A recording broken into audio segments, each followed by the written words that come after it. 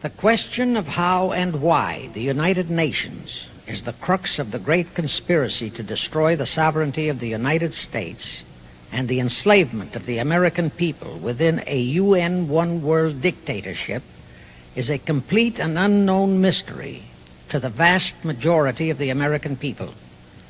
The reason for this unawareness of the frightening danger to our country and to the entire free world is simple.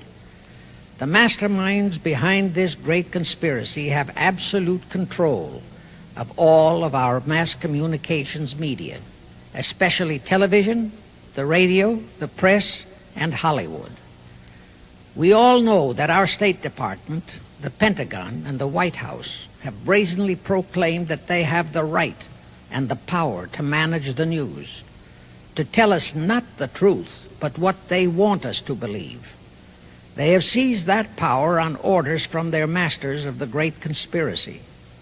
And the objective is to brainwash the people into accepting the phony peace bait to transform the United States into an enslaved unit of the United Nations one world government.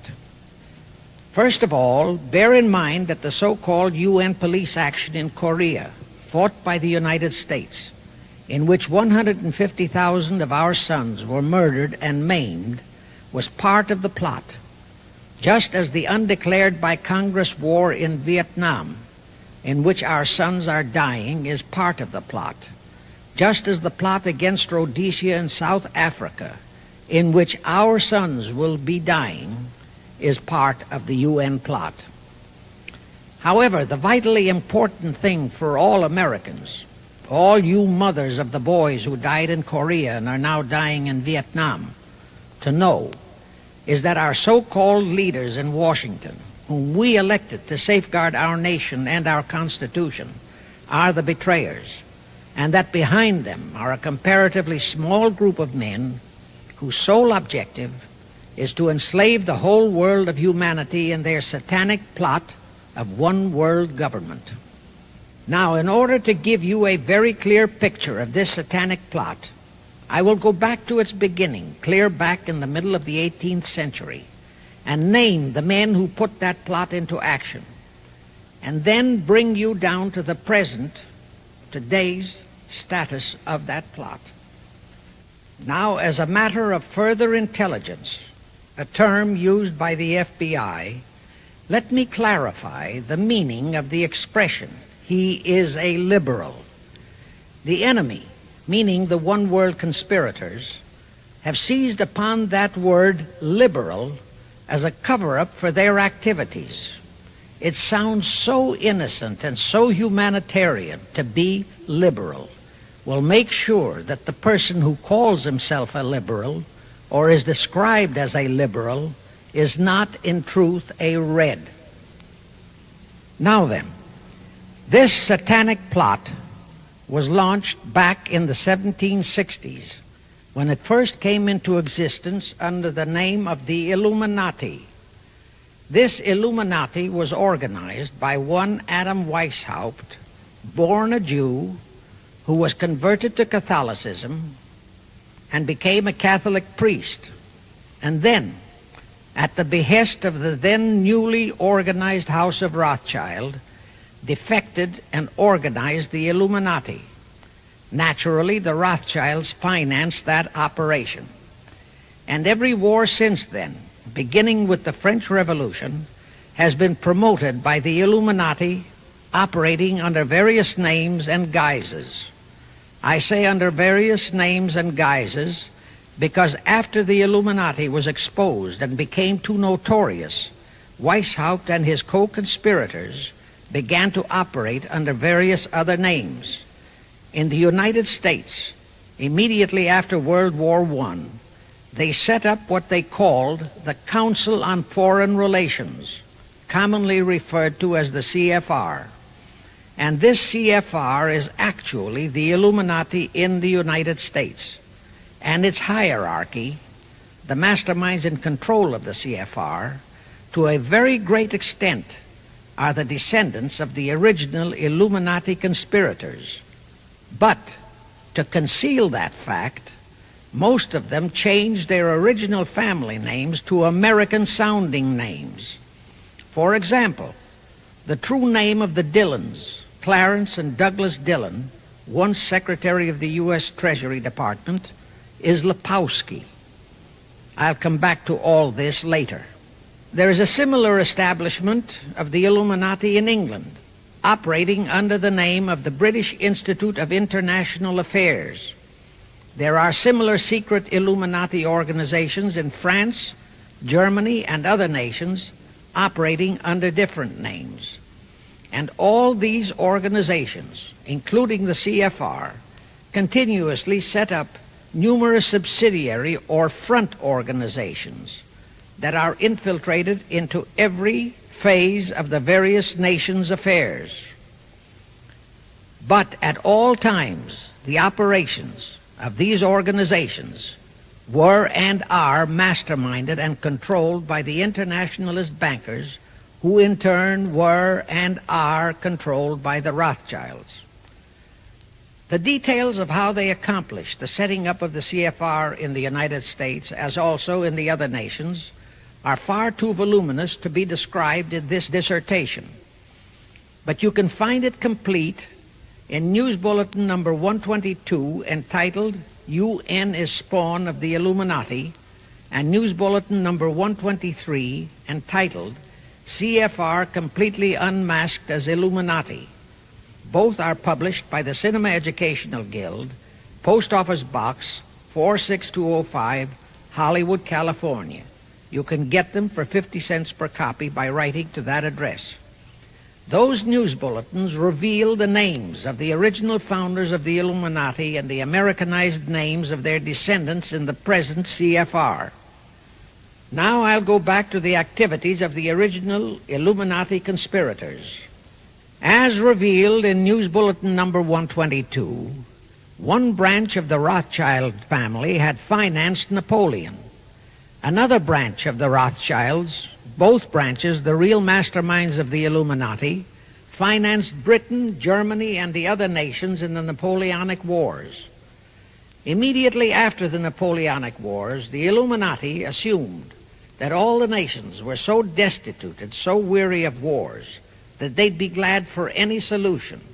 So the Rothschild stooges set up what they called the Congress in Vienna, and at that meeting they tried to create the first League of Nations, their first attempted one world government, on the theory that all the crowned heads of the European governments were so deeply in debt to them that they would willingly or unwillingly serve as their stooges.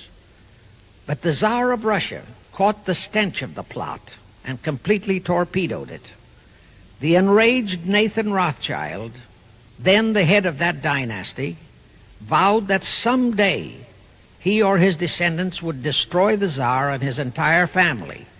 And his descendants did accomplish that very threat in 1917.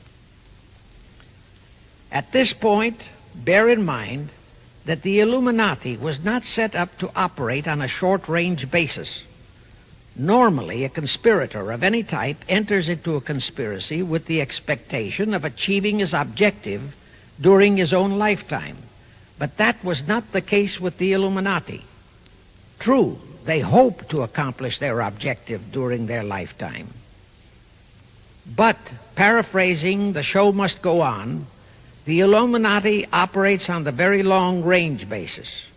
Whether it will take scores of years or even centuries, they have dedicated their descendants to keep the plot boiling until, they hope, the conspiracy is achieved. Now let's go back to the birth of the Illuminati.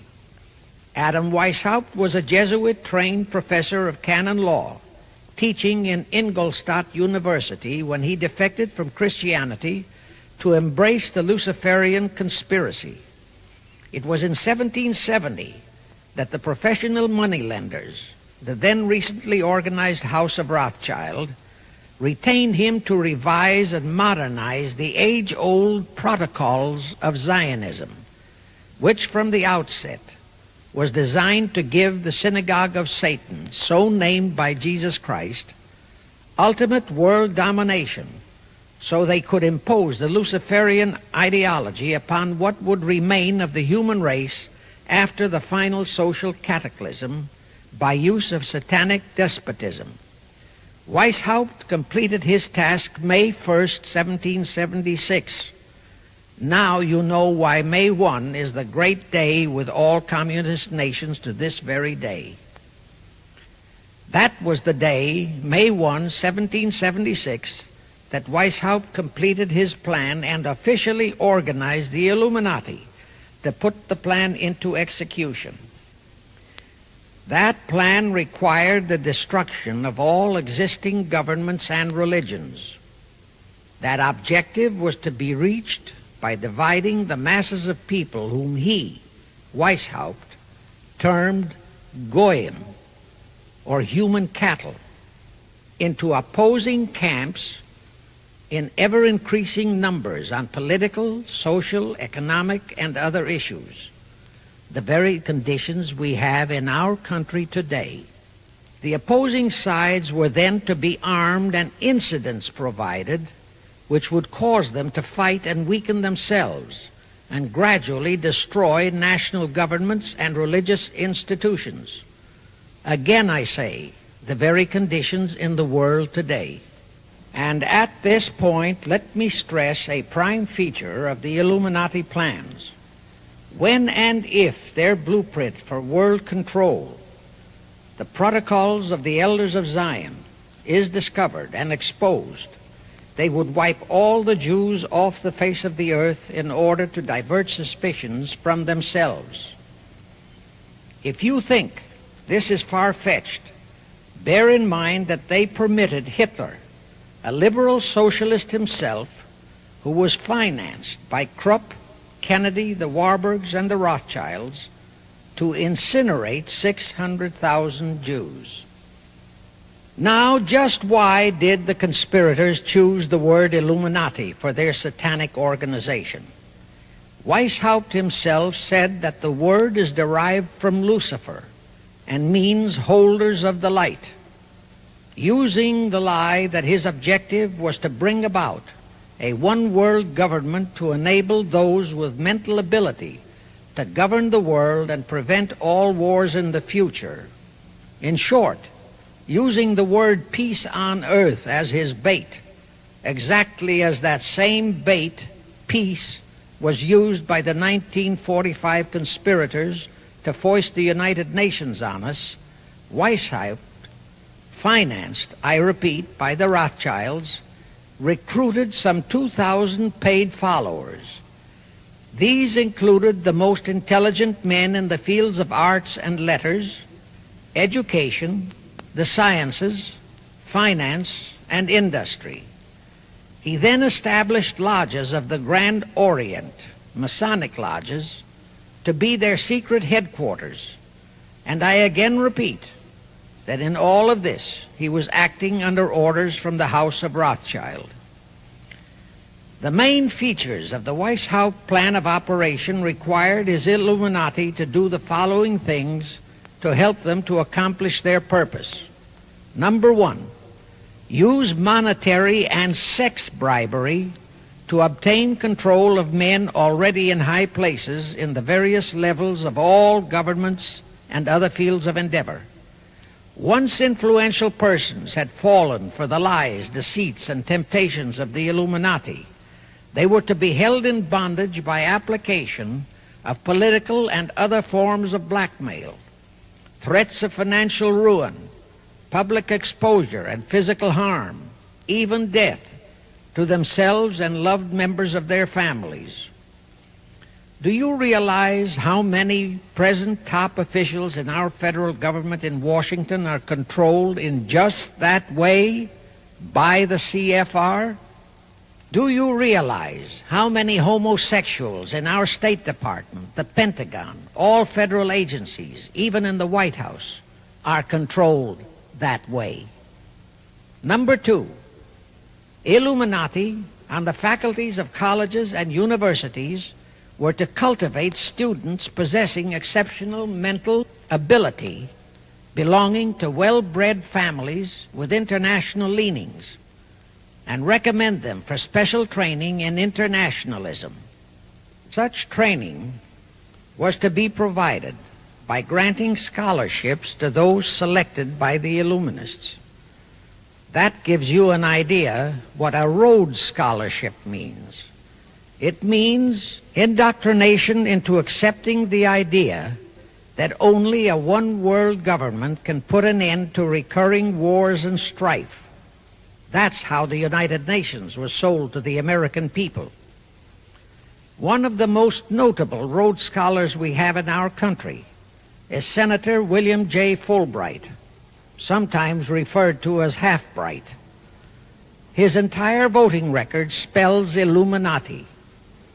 All such scholars were to be first persuaded and then convinced that men of special talent and brains have the right to rule those less gifted on the ground that the masses don't know what is best for them physically, mentally, and spiritually. In addition to the Rhodes and similar scholarships, today there are 3 special Illuminati schools located in Gordonstown in Scotland, Salem in Germany, and Anavryta in Greece. These 3 are known ones, but there are others that are kept under cover. Prince Philip, the husband of Britain's Queen Elizabeth, was educated at Gordonstown at the instigation of Lord Louis Mountbatten, his uncle, a Rothschild relative who became Britain's admiral of the fleet after World War II ended. Number 3, all influential people trapped into coming under the control of the Illuminati, plus the students who had been specially educated and trained, were to be used as agents and placed behind the scenes of all governments as experts and specialists, so they would advise the top executives to adopt policies which would, in the long run, serve the secret plans of the Illuminati one-world conspiracy and bring about the destruction of the governments and religions they were elected or appointed to serve. Do you know how many such men operate in our government at this very time? Rusk, McNamara, Hubert Humphrey, Fulbright, Kuchel, and go on and on and on. Number 4, perhaps the most vital directive in Weishaupt's plan was to obtain absolute control of the press, at that time the only mass communications media, to distribute information to the public, so that all news and information could be slanted, so that the masses could be convinced that a one-world government is the only solution to our many and varied problems. Now do you know who owns and controls our mass communications media? I'll tell you, practically all the movie lots in Hollywood is owned by the Lehmans, Kuhn, Loeb and Company, Goldman Sachs, and other internationalist bankers. All the national radio and TV channels in the nation are owned and controlled by those same internationalist bankers. The same is true of every chain of metropolitan newspapers and magazines, also of the press wire services, such as Associated Press, United Press International, etc. The supposed heads of all those media are merely the fronts for the internationalist bankers, who in turn compose the hierarchy of the CFR, today's Illuminati in America. Now can you understand why the Pentagon's press agent Sylvester so brazenly proclaimed that the government has the right to lie to the people? What he really meant was that our CFR-controlled government had the power to lie to and be believed by the brainwashed American people. And let's again go back to the first days of the Illuminati. Because Britain and France were the 2 greatest world powers in the late years of the 18th century, Weishaupt ordered the Illuminati to foment the colonial wars, including our Revolutionary War, to weaken the British Empire and organize the French Revolution to destroy the French Empire. He scheduled the French Revolution to start in 1789. However, in 1784, a true act of God placed the Bavarian government in possession of evidence which proved the existence of the Illuminati, and that evidence could have saved France if they, the French government, hadn't refused to believe it. Here is how that act of God happened. It was in 1874 that Weishaupt issued his orders for the French Revolution. A German writer named Zwack put it into book form. It contained the entire Illuminati story and Weishaupt's plans. A copy of this book was sent to the Illuminists in France, headed by Robespierre, whom Weishaupt had delegated to foment the French Revolution. The courier was struck and killed by lightning as he rode through Ralston on his way from Frankfurt to Paris. The police found the subversive documents on his body and turned them over to the proper authorities. After careful study of the plot, the Bavarian government ordered the police to raid Weishaupt's newly organized lodges of the Grand Orient and the homes of his most influential associates. All additional evidence thus discovered convinced the authorities the documents were genuine copies of the conspiracy by which the Illuminati planned to use wars and revolutions to bring about the establishment of a one-world government, the powers of which they, headed by the Rothschilds, intended to usurp as soon as it was established, exactly in line with the United Nations plot of today. In 1785, the Bavarian government outlawed the Illuminati and closed the lodges of the Grand Orient. In 1786, they published all the details of the conspiracy. The English title of that publication is The Original Writings of the Order and Sect of the Illuminati. Copies of the entire conspiracy were sent to all the heads of church and state in Europe. But the power of the Illuminati, which was actually the power of the Rothschilds, was so great that this warning was ignored. Nevertheless, Illuminati became a dirty word, and it went underground. At the same time, Weishaupt ordered Illuminists to infiltrate into the lodges of Blue Masonry and form their own secret societies within all secret societies. Only Masons who proved themselves internationalists and those whose conduct proved they had defected from God were initiated into the Illuminati. Thenceforth, the conspirators donned the cloak of philanthropy and humanitarianism to conceal their revolutionary and subversive activities. In order to infiltrate into Masonic lodges in Britain, Weishaupt invited John Robison over to Europe. Robison was a high-degree Mason in the Scottish Rite.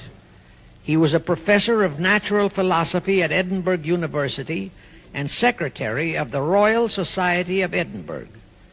Robison did not fall for the lie that the objective of the Illuminati was to create a benevolent dictatorship, but he kept his reactions to himself so well that he was entrusted with a copy of Weishaupt's revised conspiracy for study and safekeeping. Anyway, because the heads of state and church in France were deluded into ignoring the warnings given them, the revolution broke out in 1789 as scheduled by Weishaupt. In order to alert other governments to their danger, in 1798 Robison published a book entitled Proof of a Conspiracy to Destroy All Governments and Religions. But his warnings were ignored, exactly as our American people have been ignoring all warnings about the United Nations and the Council on Foreign Relations, the CFR. Now here is something that will stun and very likely outrage many who hear this, but there is documentary proof that our own Thomas Jefferson and Alexander Hamilton became students of Weishaupt.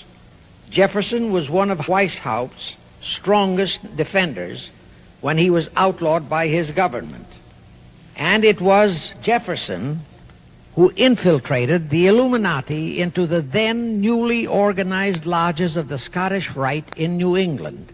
Here is the proof. In 1789, John Robeson warned all Masonic leaders in America that the Illuminati had infiltrated into their lodges.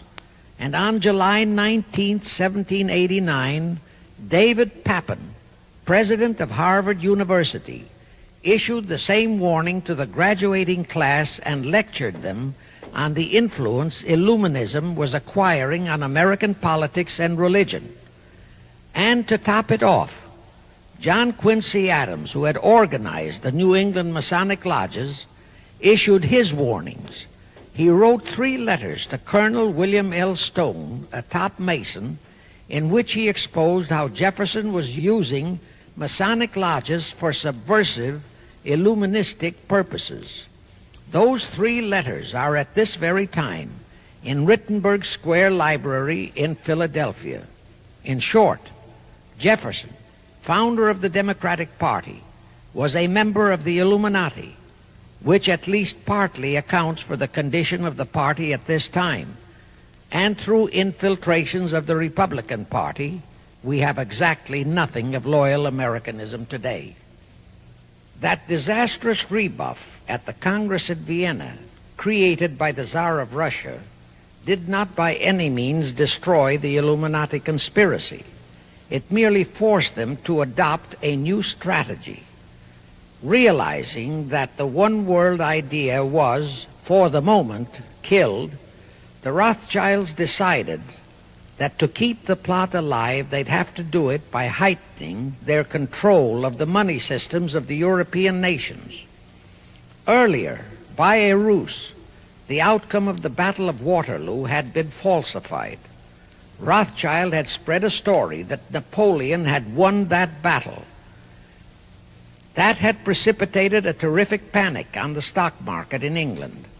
All stocks had plummeted down to practically zero, and Nathan Rothschild bought all the stocks for virtually a penny on its dollar values. That gave him complete control of the economy of Britain and virtually of all Europe. So immediately after that Congress in Vienna had boomeranged, Rothschild forced Britain to set up a new Bank of England, which he absolutely controlled, exactly as later, through Jacob Schiff, he engineered our own Federal Reserve Act, which gave the House of Rothschild a secret control of the economy in the United States. But now for a moment, let's dwell on the activities of the Illuminati in the United States. In 1826, one Captain William Morgan decided it was his duty to inform all Masons and the general public what the full truth was regarding the Illuminati, their secret plans and intended objectives. Also reveal the identities of the masterminds of the conspiracy. The Illuminati promptly tried Morgan in absentia and convicted him of treason. They ordered one Richard Howard, an English Illuminist, to carry out their sentence of execution as a traitor. Morgan was warned and he tried to escape to Canada, but Howard caught up with him near the border, near the Niagara Gorge, to be exact, where he murdered him. This was verified in a sworn statement made in New York by one Avery Allen to the effect that he heard Howard render his report of the execution to a meeting of Knights Templars in St. John's Hall, New York. He also told how arrangements had been made to ship Howard back to England. That Allen affidavit is on record in New York City archives. Very few Masons and very few of the general public know that general disapproval over that incident of murder caused approximately half of all the Masons in the northern jurisdiction of the United States to secede. Copies of the minutes of the meeting held to discuss that matter are still in existence in safe hands, and that all that secrecy emphasizes the power of the masterminds of the Illuminati to prevent such terrible events of history from being taught in our schools. In the early 1850s, the Illuminati held a secret meeting in New York, which was addressed by a British illuminist named Wright.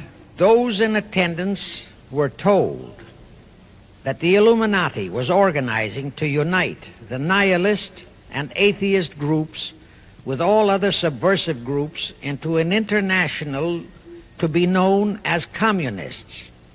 That was when the word communist first came into being, and it was intended to be the supreme weapon and scare word to terrify the whole world and drive the terrorized peoples into the Illuminati one world scheme. This scheme, communism, was to be used to enable the Illuminati to foment future wars and revolutions. Clinton Roosevelt, a direct ancestor of Franklin Roosevelt, Horace Greeley and Charles Dana, foremost newspaper publishers of that time, were appointed to head a committee to raise funds for the new venture. Of course, most of the funds were provided by the Rothschilds. And this fund was used to finance Karl Marx and Engels when they wrote Das Kapital and the Communist Manifesto in Soho, England. And this clearly reveals that communism is not a so-called ideology, but a secret weapon, a bogeyman word to serve the purpose of the Illuminati. Weishaupt died in 1830, but prior to his death he prepared a revised version of the age-old conspiracy, the Illuminati, which under various aliases was to organize, finance, direct, and control all international organizations and groups by working their agents into executive positions at the top. In the United States, we have Woodrow Wilson, Franklin Roosevelt, Jack Kennedy, Johnson, Rusk, McNamara, Fulbright, etc. as prime examples. In addition, while Karl Marx was writing the Communist Manifesto under the direction of one group of Illuminists, Professor Karl Ritter of Frankfurt University was writing the Antithesis under direction of another group. The idea was that those who direct the overall conspiracy could use the differences in those two so-called ideologies to enable them to divide larger and larger members of the human race into opposing camps so that they could be armed and then brainwashed into fighting and destroying each other, and particularly to destroy all political and religious institutions. The work Ritter started was continued after his death and completed by the German so-called philosopher Friedrich Wilhelm Nietzsche, who founded Nietzscheism. This Nietzscheism was later developed into fascism and then into Nazism and was used to foment World Wars I and II. In 1834, the Italian revolutionary leader Giuseppe Mazzini was selected by the Illuminati to direct their revolutionary program throughout the world. He served in that capacity until he died in 1872. But some years before he died, Mazzini had enticed an American general named Albert Pike into the Illuminati. Pike was fascinated by the idea of a one-world government, and ultimately he became the head of this Luciferian conspiracy. Between 1859 and 1871, he, Pike, worked out a military blueprint for 3 world wars and various revolutions throughout the world, which he considered would forward the conspiracy to its final stage in the 20th century. Again, I remind that these conspirators were never concerned with immediate success. They always operated on a long-range view. Pike did most of his work in his home in Little Rock, Arkansas.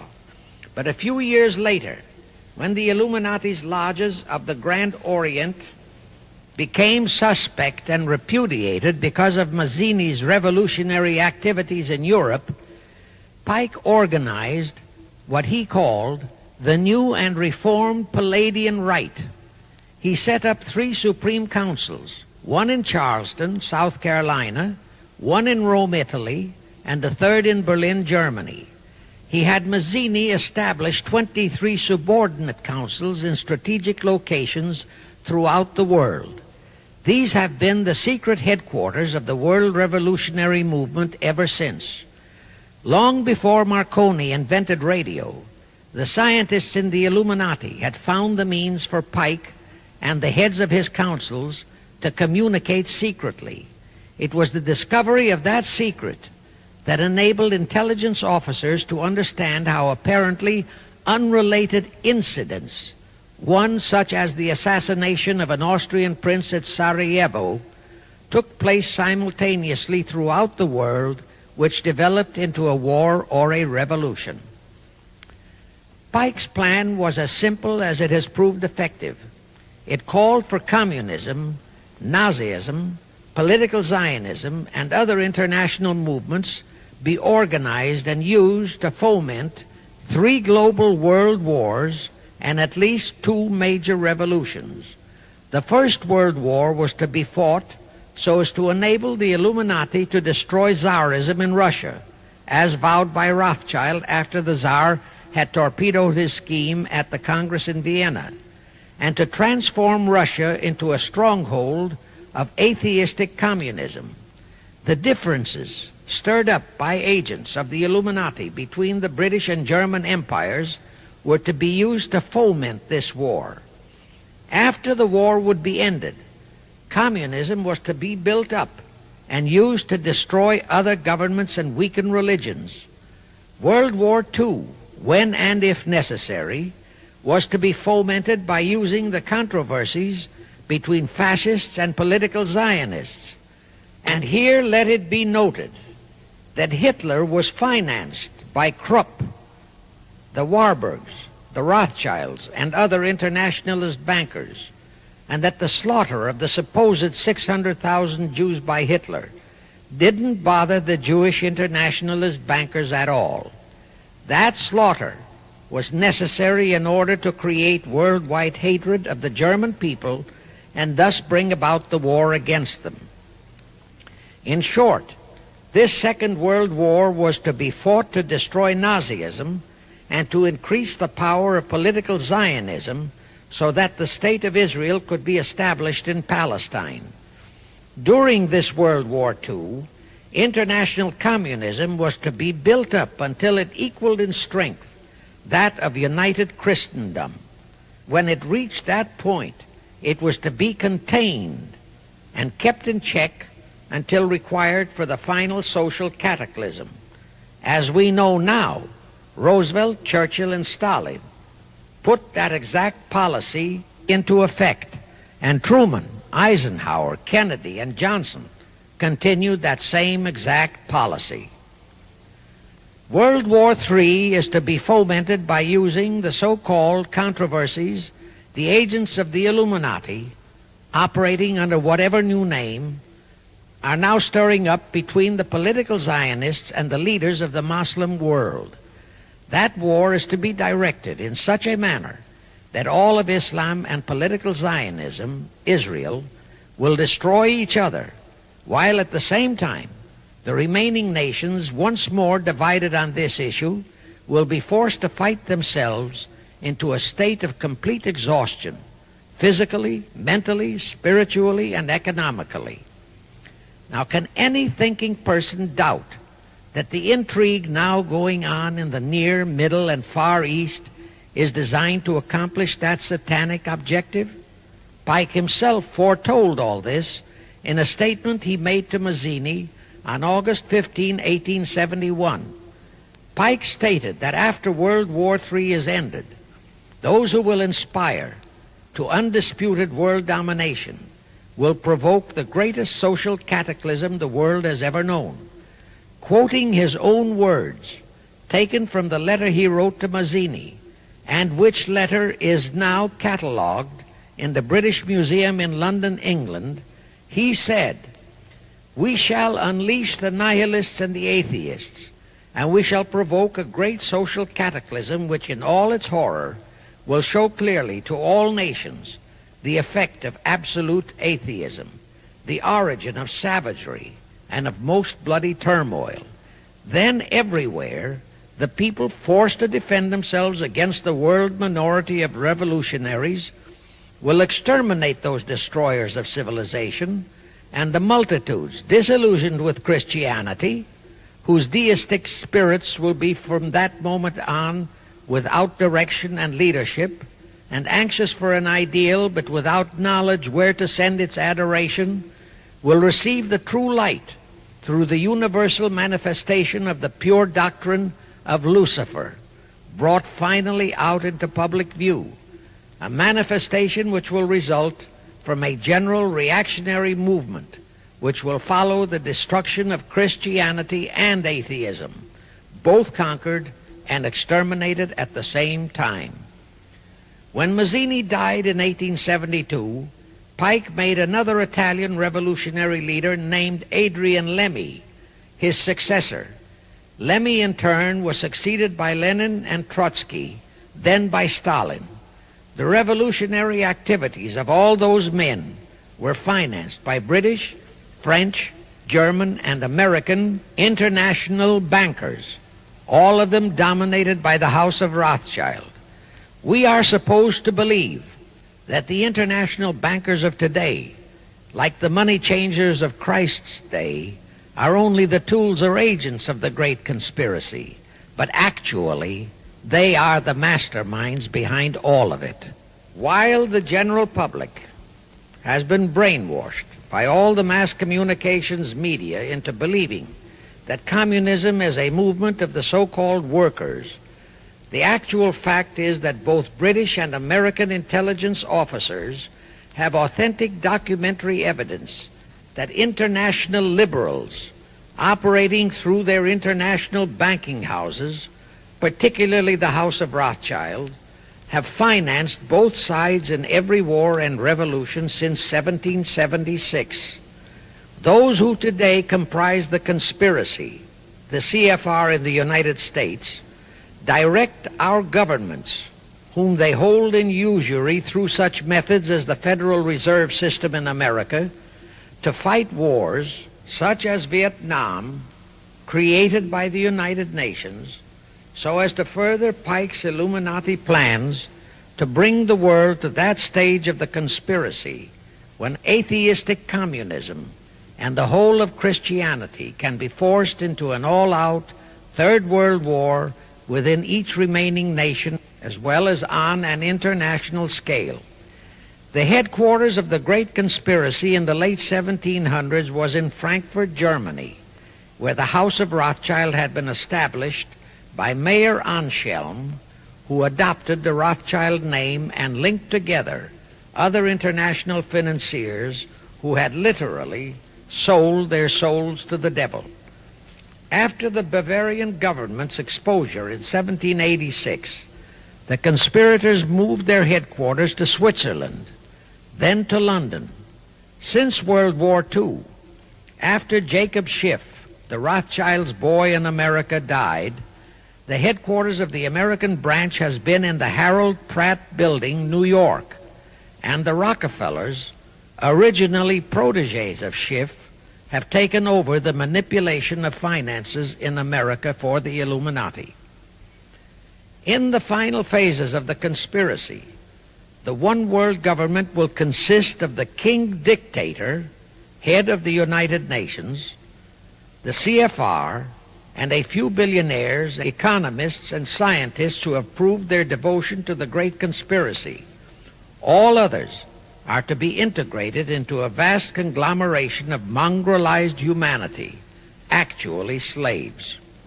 Now let me show you how our federal government and the American people have been sucked into the one world takeover plot of the Illuminati great conspiracy. And always bear in mind that the United Nations was created to become the housing for that one world so-called liberal conspiracy. The real foundations of the plot for the takeover of the United States were laid during the period of our Civil War. Not that Weishaupt and the earlier masterminds had ever overlooked the New World. As I have previously indicated, Weishaupt had his agents planted over here as far back as the Revolutionary War. But George Washington was more than a match for them. It was during the Civil War that the conspirators launched their first concrete efforts. We know that Judah Benjamin, chief advisor of Jefferson Davis, was a Rothschild agent. We also know that there were Rothschild agents planted in Abraham Lincoln's cabinet who tried to sell him into a financial dealing with the House of Rothschild. But old Abe saw through the scheme and bluntly rejected it, thereby incurring the undying enmity of the Rothschilds, exactly as the Russian Tsar did when he torpedoed their first League of Nations at the Congress in Vienna.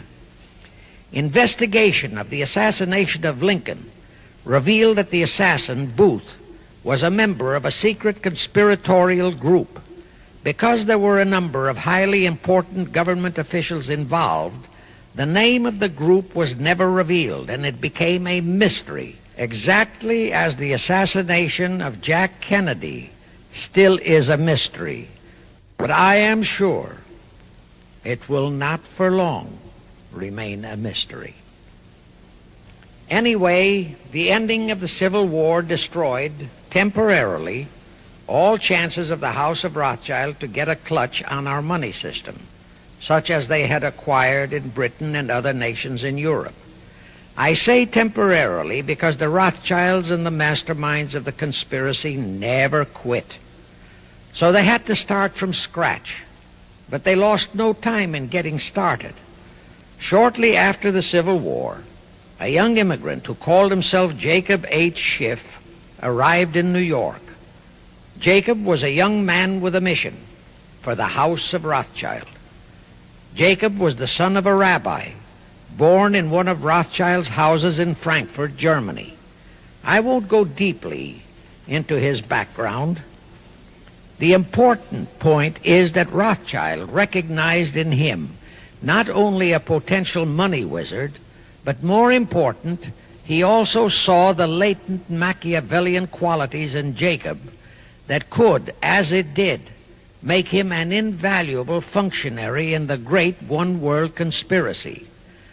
After a comparatively brief training period in the Rothschilds' London bank, Jacob left for America with instructions to buy into a banking house, which was to be the springboard to acquire control of the money system of the United States. Actually, Jacob came here to carry out 4 specific assignments. Number 1, and most important, was to acquire control of America's money system. Number 2, find desirable men who, for a price, would be willing to serve as stooges for the great conspiracy and promote them into high places in our federal government, our Congress, in the U.S. Supreme Court, and all federal agencies. Number 3, create minority group strife throughout the nations, particularly between whites and blacks.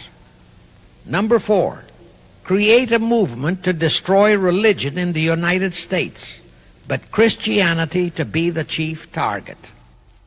Earlier I stated that Jacob Schiff came to America with orders by Rothschild to carry out 4 specific directives. The first and most important one was to get control of the United States money system. Let's trace Schiff's step to accomplish that directive. As a first step, he had to buy into a banking house, but it had to be the kind of a house that he could absolutely control and mold for that primary objective of entrapping our U.S. money system. After carefully scouting around, Jacob bought a partnership in a firm that called itself Kuhn and Loeb. Like Schiff, Kuhn and Loeb were immigrants from German Jewish ghettos. They came to the United States in the mid-1840s. Both started their business careers as itinerant pack peddlers. In the early 1850s, they pooled their interests and set up a merchandising store in Lafayette, Indiana, under the firm name of Kuhn and Loeb, servicing the covered wagon settlers on their way west. In the years that followed, they set up similar stores in Cincinnati and St. Louis. Then they added pawnbroking to their merchandising pursuits. From that to money lending was a short and quick step. By the time Schiff arrived on the scene, Kuhn and Loeb was a well-known private banking firm, and this is the firm Jacob bought into. Shortly after he became a partner in Kuhn and Loeb, Schiff married Loeb's daughter, Teresa. Then he bought out Kuhn's interests and moved the firm to New York, and Kuhn and Loeb became Kuhn, Loeb and Company, international bankers, with Jacob Schiff, agent of the Rothschilds, ostensibly the sole owner. And throughout his career, this blend of Judas and Machiavelli, the first hierarch of the Illuminati, great conspiracy in America, posed as a generous philanthropist and a man of great holiness, the cover-up policy set forth by the Illuminati. As I have stated, the first great step of the conspiracy was to be the entrapment of our money system. To achieve that objective, Schiff had to get full cooperation of the then big banker elements in America, and that was easier said than done. Even in those years, Wall Street was the heart of the American money mart, and J.P. Morgan was its dictator. Next in line were the Drexels and the Biddles in Philadelphia. All the other financiers, big and little, danced to the music of those three houses, but particularly to that of Morgan. All of those three were proud, haughty, arrogant potentates. For the first few years, they viewed the little bewhiskered man from the German ghettos with utter contempt. But Jacob knew how to overcome that. He threw a few Rothschild bones to them, said bones being distribution in America of desirable European stock and bond issues. Then he discovered he had a still more potent weapon in his hands in the following. It was in the decades following our Civil War that our industries began to burgeon. We had great railroads to build. The oil, mining, steel, textile industries were bursting out of their swaddling clothes. All that called for vast financing. Much of that financing had to come from abroad. That meant the House of Rothschild, and that was when Schiff came into his own. He played a very crafty game. He became the patron saint of John D. Rockefeller, Edward R. Harriman, and Andrew Carnegie. He financed the Standard Oil Company for Rocky, the railroad empire for Harriman, and the steel empire for Carnegie. But instead of hogging all the other industries for Kuhn, Loeb and Company, he opened the doors of the House of Rothschild to Morgan, Biddle, and Drexel. In turn, Rothschild arranged the setting up of London, Paris, European, and other branches for those three, but always in partnerships with Rothschild subordinates. And Rothschild made it very clear to all those men that Schiff was to be the boss in New York. Thus, at the turn of the century, Schiff had a tight control of the entire banking fraternity on Wall Street, which by then, with Schiff's help, included Lehman Brothers, Goldman Sachs, and other internationalist banks, headed by men chosen by the Rothschilds. In short, that meant control of the nation's money powers, and he was then ready for the giant step, the entrapment of our national money system. Now, under our Constitution, all control of our money system is vested solely in our Congress. Schiff's next important step was to seduce our Congress to betray that constitutional edict by surrendering that control to the hierarchy of the Illuminati's great conspiracy. In order to legalize that surrender and thus make the people powerless to resist it, it would be necessary to have Congress enact special legislation. To accomplish that, Schiff would have to infiltrate stooges into both houses of Congress, stooges powerful enough to railroad Congress into passing such legislation. Equally, or even more important, he would have to plant a stooge in the White House, a president without integrity and without scruples, who would sign that legislation into law. To accomplish that, he had to get control of either the Republican or the Democratic Party. The Democratic Party was the more vulnerable. It was the hungrier of the two parties. Except for Grover Cleveland, the Democrats had been unable to land one of their men in the White House since before the Civil War. There were two reasons for that. Number one, poverty of the party. Number two, there were considerably more Republican-minded voters than Democrats. The poverty matter was not a great problem, but the voter problem was a different story. But as I previously said, Schiff was a smart cookie. Here is the atrocious and murderous method he employed to solve that voter problem. His solution emphasizes how very little the Jewish internationalist bankers care about their own racial brethren, as you shall see. Suddenly, around 1890, there broke out a nationwide series of pogroms in Russia. Many, many thousands of innocent Jews, men, women, and children, were slaughtered by the Cossacks and other peasants. Similar pogroms with similar slaughter of innocent Jews broke out in Poland, Romania, and Bulgaria. All those pogroms were fomented by Rothschild agents.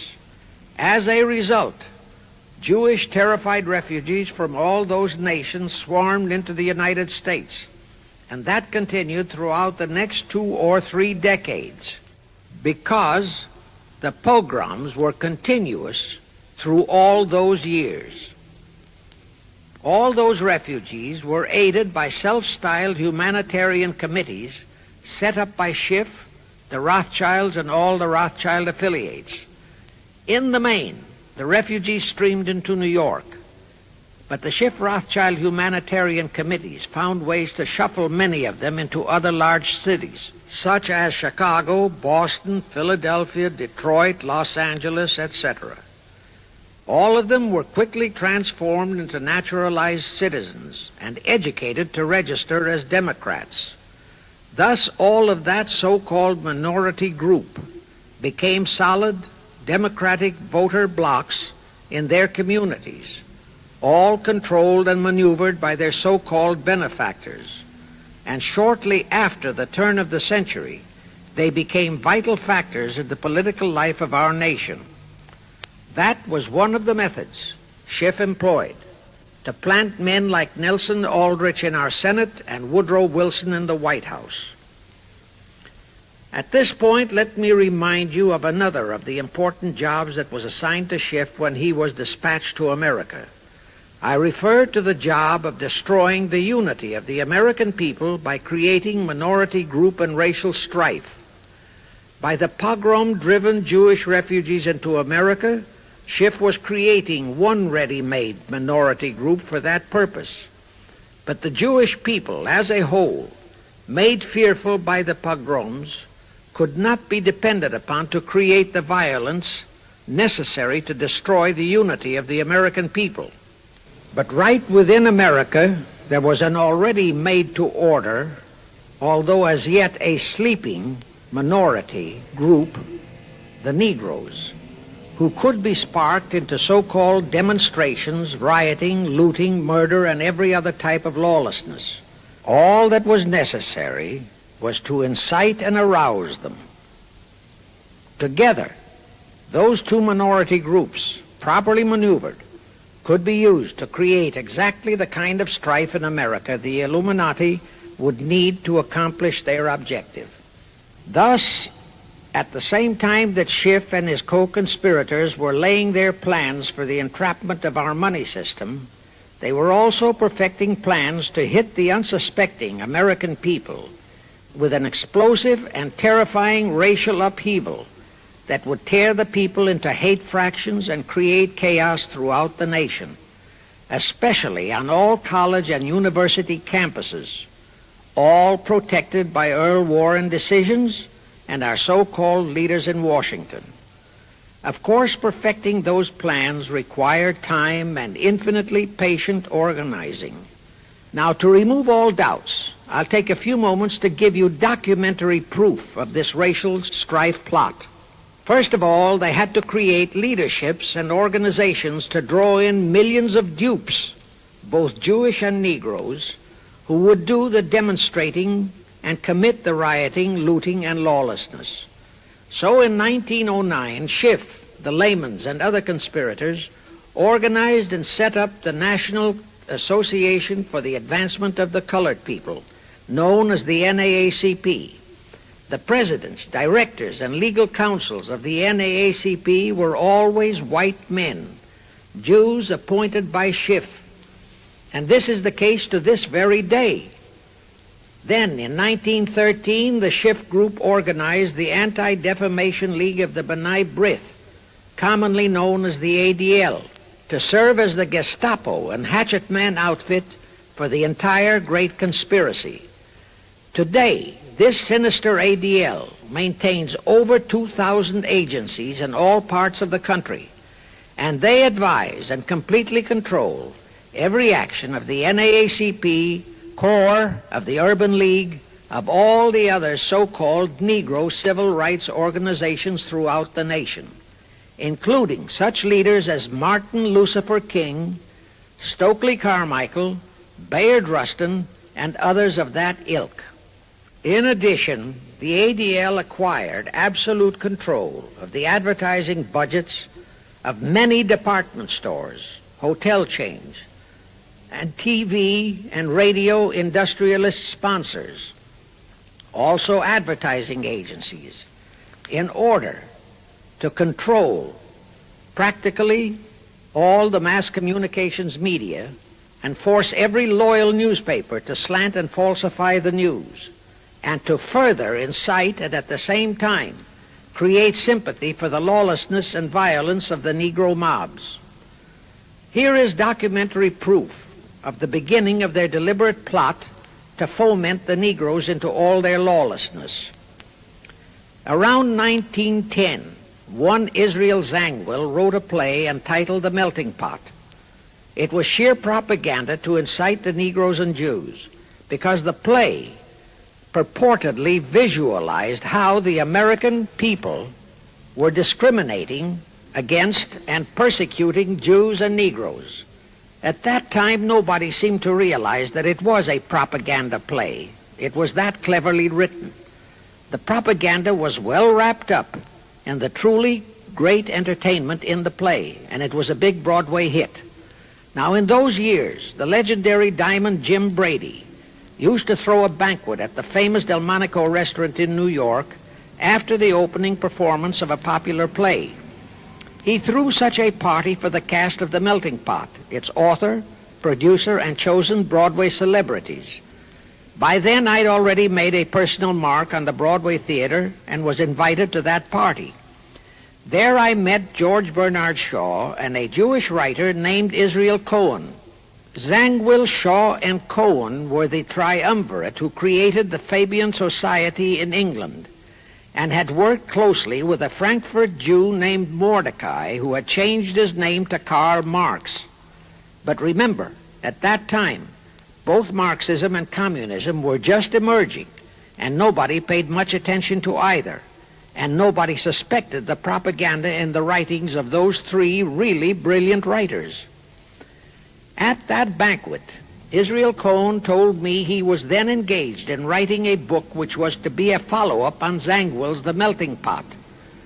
The title of his book was to be A Racial Program for the 20th Century. At that time, I was completely absorbed by my work as a playwright, and significant as that title was, its real objective never dawned on me, nor was I interested in reading the book. But it suddenly hit me with the force of a hydrogen bomb when I received a newspaper clipping of an item published by the Washington, D.C. Evening Star in May 1957. That item was a verbatim reprint of the following excerpt in Israel Cohen's book, A Racial Program for the 20th Century, and it reads, as I quote, "We must realize that our party's most powerful weapon is racial tension. By propounding into the consciousness of the dark races that for centuries they have been oppressed by the whites, we can mold them to the program of the Communist Party. In America, we will aim for subtle victory. While inflaming the Negro minority against the whites, we will instill in the whites a guilt complex for their exploitation of the Negroes. We will aid the Negroes to rise to prominence in every walk of life, in the professions and in the world of sports and entertainment. With this prestige, the Negro will be able to intermarry with the whites and begin a process which will deliver America to our cause." That same excerpt was entered into the Congressional Record of June 7, 1957 by Representative Thomas G. Abernathy. Thus the authenticity of that passage in Cohen's book was fully established. But the one question that remained in my mind was whether it represented the official policy or plot of the Communist Party or just a personal expression of Cohen himself. Hence I sought more proof, and I found it. In an official pamphlet published in 1935 by the New York Communist Party's official Workers' Library Publishers. That pamphlet was entitled, "The Negroes in a Soviet America." It urged the Negroes to rise up, form a Soviet state in the South, and apply for admission to the Soviet Union. It contained a firm pledge that the revolt would be supported by all American Reds and all so-called liberals. On page 38, it promised that a Soviet government would confer greater benefits to Negroes than to whites. And again this official communist pamphlet pledged that, I quote, "Any act of discrimination or prejudice against a Negro will become a crime under the revolutionary law," unquote. That statement proved that the excerpt in Israel Cohen's book, published in 1913, was an official edict of the Communist Party and directly in line with the Illuminati blueprint for world revolution issued by Weishaupt and later by Albert Pike. Now there's only one question, and that is to prove that the communist regime is directly controlled by the American Jacob Schiff and London Rothschild masterminds of the Great Conspiracy. A little later, I will provide that proof that will remove even a remote doubt that the Communist Party as we know it was created by those masterminds, capitalists if you will note, that Schiff, the Warburgs, and the Rothschilds planned and financed the entire Russian Revolution, also the murder of the Tsar and his family, and that Lenin, Trotsky, and Stalin took their orders directly from Schiff and the other capitalists whom they supposedly are fighting. Now can you see why the vile Earl Warren and his equally vile co-Supreme Court justices issued that infamous and treasonous desegregation decision in 1954? It was to aid and abet the plot of the Illuminati conspirators to create tension and strife between Negroes and whites. Can you see why the same Earl Warren issued his decision prohibiting Christian prayers and Christmas carols in our schools? It was done to destroy Christianity. Can you see why Eisenhower, despite all the rigid constitutional prohibitions, sent federal troops into a southern state to enforce the desegregation decision? Why Kennedy did likewise? And can you see why Johnson and 66 senators, despite the protests of 90% of the American people, voted for the Consular Treaty, which opens our entire country to Russian spies and saboteurs? All those 66 senators are 20th century Benedict Arnolds. It is up to you and you, all of the American people, to force Congress, our elected servants, to haul in those American traitors for impeachments, and that when proven guilty, they all be given the punishment prescribed for traitors who aid and abet our enemies. And that includes the forcing of rigid investigations by Congress of the CFR and all their fronts, such as the ADL, the NAACP, SNCC, and such Illuminati tools as Martin Lucifer King. Such investigations will completely unmask all the leaders in Washington and the Illuminati and all their affiliations and affiliates as traitors carrying out the Illuminati plot. It will completely unmask the United Nations as the intended crux of the entire plot and force Congress to take the U.S. out of the UN and hurl the UN out of the U.S. In fact, it will destroy the UN and the entire plot. Before I close this phase, I wish to reiterate and stress one vital point, which I urge you to never forget if you wish to save our country for your children and their children. Here is the point. Every unconstitutional and unlawful act committed by Woodrow Wilson, by Franklin Roosevelt, by Truman, Eisenhower, and Kennedy, and are now being committed by Johnson, is exactly in line with the Illuminati conspirators' centuries-old plot outlined by Weishaupt and Albert Pike. Every vicious decision issued by the traitorous Earl Warren and his equally traitorous Supreme Court justices was directly in line with what the Illuminati blueprint required. That all the treason committed by our State Department under Rusk and earlier by John Foster Dulles and Marshall, also all the treason committed by McNamara and his predecessors, is directly in line with that same Illuminati blueprint for the takeover of the world. Also the amazing treason by various members of our Congress, especially by the 66 senators who signed for the Consular Treaty, has been committed on orders from the Illuminati. Now I will go back to Jacob Schiff's entrapment of our money system and the treasonous actions that followed. It will also reveal the Schiff-Rothschild control of not only Karl Marx, but of Lenin, Trotsky, and Stalin, who created the revolution in Russia and set up the Communist Party. It was in 1908 that Schiff decided the time had come for his seizure of our money system. His chief lieutenants in that seizure were Colonel Edward Mandell House, whose entire career was that of chief executive and courier for Schiff, as I shall show, Bernard Baruch, and Herbert Lehman.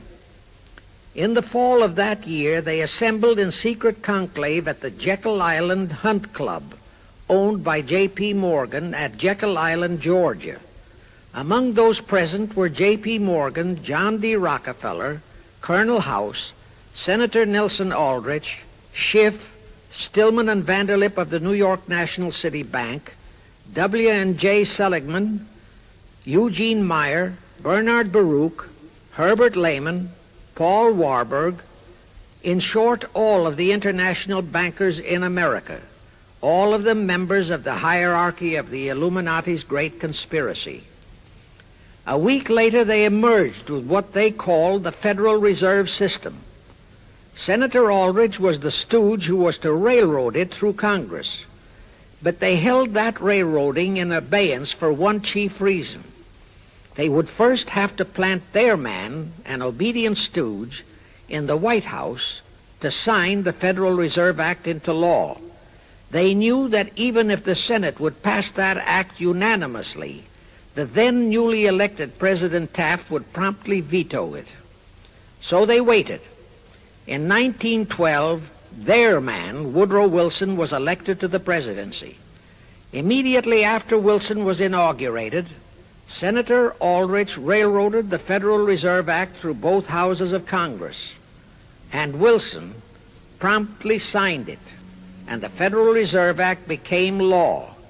That heinous act of treason was committed in December 23, 1913, 2 days before Christmas, when all the members of Congress, except for several carefully picked representatives and 3 equally carefully picked senators, were away from Washington.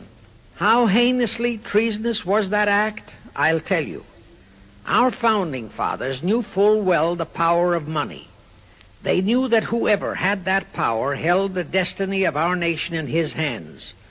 Therefore, they carefully guarded this power when they set forth in the Constitution that Congress, the elected representatives of the people, alone would have that power. The constitutional language on this point is brief, concise, and specific, stated in Article 1, Section 8, Paragraph 5, defining the duties and powers of Congress, and I quote, "To coin money, regulate the value thereof, and of foreign coin, and the standard of weights and measures," unquote. But on that tragic, unforgettable day of infamy, December 23, 1913, the men we sent to Washington to safeguard our interests, the representatives and senators and Woodrow Wilson, delivered the destiny of our nation into the hands of two aliens from Eastern Europe, Jacob Schiff and Paul Warburg. Warburg was a very recent immigrant who came here on orders from Rothschild for the express purpose of blueprinting that foul Federal Reserve Act. Now, the vast majority of the American people think that the Federal Reserve System is a United States government-owned agency. That is positively false.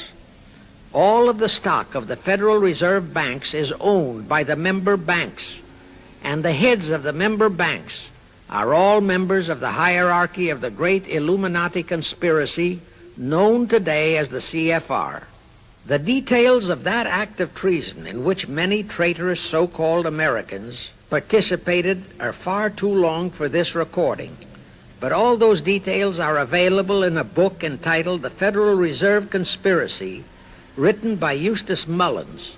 In that book, Mullins tells the entire horrifying story and backs it up with unquestionable documentations. Aside from it being a truly fascinating and shocking story of that great betrayal, every American should read it as a matter of vital intelligence for the time when the whole American people will finally come awake and smash the entire conspiracy. And with God's help, that awakening will surely come. You can get a copy of that book from the publishers, the Christian Educational Association, 530 Chestnut Street, Union, New Jersey. Now, if you think that those aliens and their by accident of birth American co-conspirators would be content with just the control of our money system, you're in for another very sad shock. The Federal Reserve System gave the conspirators complete control of our money system, but it in no way touched the earnings of the people, because the Constitution positively forbids what is now known as the 20% withholding tax. But the Illuminati blueprint for one-world enslavement called for the confiscation of all private property and control of individual earning powers. This, and Karl Marx stressed that feature in his blueprint, had to be accomplished by a progressive graduated income tax. As I stated, such a tax could not lawfully be imposed upon the American people. It is succinctly and expressly forbidden by our Constitution. Thus, only an amendment to the Constitution could give the federal government such confiscatory powers. Well, that too was not an insurmountable problem for our Machiavellian plotters. The same elected leaders in both houses of Congress and the same Mr. Woodrow Wilson, who signed the infamous Federal Reserve Act into law, amended the Constitution to make the federal income tax, known as the 16th Amendment, a law of the land. Both are illegal under our Constitution. In short, the same traitors signed both betrayals, the Federal Reserve Act and the 16th Amendment, into law. However, it seems that nobody ever realized that the 16th Amendment was set up to rob, and I do mean rob, the people of their earnings via the income tax provision. The plotters didn't fully use that provision until World War II, when that great humanitarian, Franklin Roosevelt, applied a 20% withholding tax on all small wage earners and up to 90% on higher incomes. Oh, of course, he faithfully promised that it would be only for the duration of the war. But what was a promise to such a charlatan who in 1940, when he was running for his third term, kept proclaiming, I say again and again and again that I will never send American boys to fight on foreign soil. Remember? He was proclaiming that even as he was already preparing to plunge us into World War II by enticing the Japanese into that sneak attack on Pearl Harbor to furnish him with his excuse. And before I forget, let me remind you that another charlatan named Woodrow Wilson used exactly that same campaign slogan in 1916. His slogan was, "Re-elect the man who will keep your sons out of the war." Exactly the same formula, exactly the same promises. But wait, as Al Jolson used to say, you ain't heard nothing yet. That 16th Amendment income tax trap was intended to confiscate, rob, the earnings only of the common herd, you and me. It was not intended to even touch the huge incomes of the Illuminati gang, the Rockefellers, the Carnegies, the Lehmans, and all the other conspirators. So together with that 16th Amendment, they created what they called the tax-free foundations. That would enable the conspirators to transform their huge wealth into such so-called foundations and avoid payment of virtually all income taxes. The excuse for it was that the earnings of those tax-free foundations would be devoted to humanitarian philanthropy.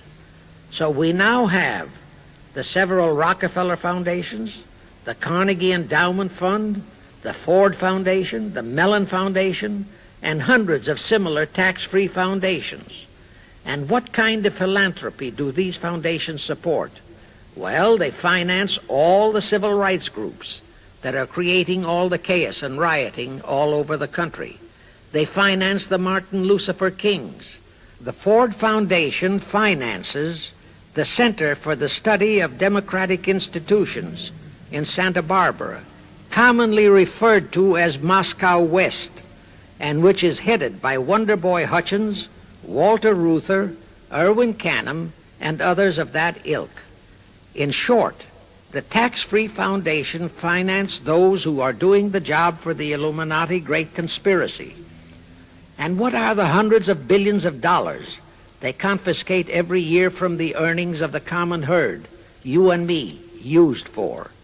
Well, for one thing, there's the foreign aid gimmick, which gave billions to communist Tito, plus gifts of hundreds of jet planes, many of which were turned over to Castro, plus the costs of training communist pilots so that they can the better shoot down our planes, billions to Red Poland, billions to India, billions to Sukarno, billions to other enemies of the United States.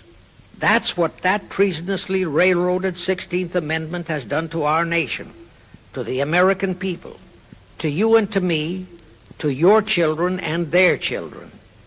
Our CFR Illuminati-controlled federal government can grant tax-free status to all foundations and pro-red one-word outfits, such as the Fund for the Republic. But if you, or a patriotic pro-organization, is too outspokenly pro-American, they can terrify and intimidate you by finding a misplaced comma in your income tax report and by threatening you with penalties, fines, and even prison. Future historians will wonder how the American people could have been so naive and stupid as to have permitted such audaciously brazen acts of treason as the Federal Reserve Act and the 16th Amendment. Well, they were not naive and they were not stupid. The answer is they trusted the men they elected to safeguard our country and our people, and they just didn't have even an inkling about either betrayal until after each one had been accomplished. It was the Illuminati-controlled mass communications media that kept and is keeping our people naive and stupid and unaware of the treason being committed. Now the great question is, when will the people wake up and do to our traitors of today what George Washington and our founding fathers would have done to Benedict Arnold? Actually, Benedict Arnold was a petty traitor compared to our present traitors in Washington. Now let's go back to the events that followed the rape of our Constitution by the passage of the Federal Reserve Act of the 16th Amendment. With Wilson completely under their control, the masterminds of the great conspiracy put in motion their next and what they hoped would be their final steps to achieve their one-world government. The first of those steps was to be World War I. Why war? Simple. The only excuse for a one-world government is that it will supposedly ensure peace. The only thing that can make people cry for peace is war. War brings chaos, destruction, exhaustion, to winner as well as to loser. It brings economic ruin to both. Most important, it destroys the flower of the young manhood of both.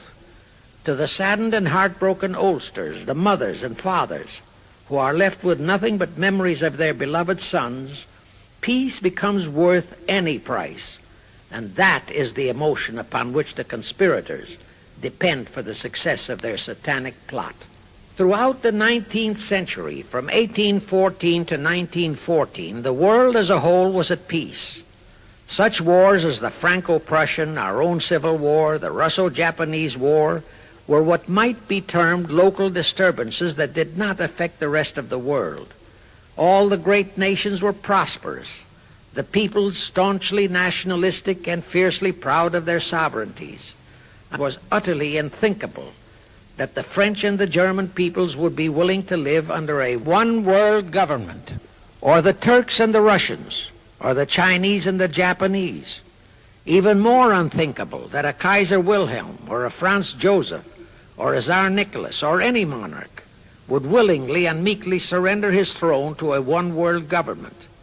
But bear in mind that the peoples in all nations are the real power, and only one thing, war, could make the peoples yearn and clamor for a peace-ensuring one-world government. But it would have to be a frightful and horribly devastating war. It could not be just a local disturbing war between just two nations. It would have to be a world war. No major nation must be left untouched by the horrors and devastation of such a war. The cry for peace must be made universal. Actually, that was the format set by the Illuminati and Nathan Rothschild at the turn of the 19th century. They first maneuvered all of Europe into the Napoleonic Wars. Then the Congress in Vienna, which they, and particularly Rothschild, planned to transform into a League of Nations, which was to have been the housing for their one-world government, exactly as the present United Nations was set up to be the housing for the forthcoming, God forbid, one-world government. Anyway, that was the format the House of Rothschild and Jacob Schiff decided to employ to achieve their objective in 1914. Of course, they knew that that same format had failed in 1814, but they theorized that was only because the Tsar of Russia had torpedoed that scheme. Well, the present 1914 conspirators would eliminate that 1814 fly in the ointment. They'd make sure that after the New World War, they were conspiring, there'd be no Tsar of Russia around to throw monkey wrenches into the machinery.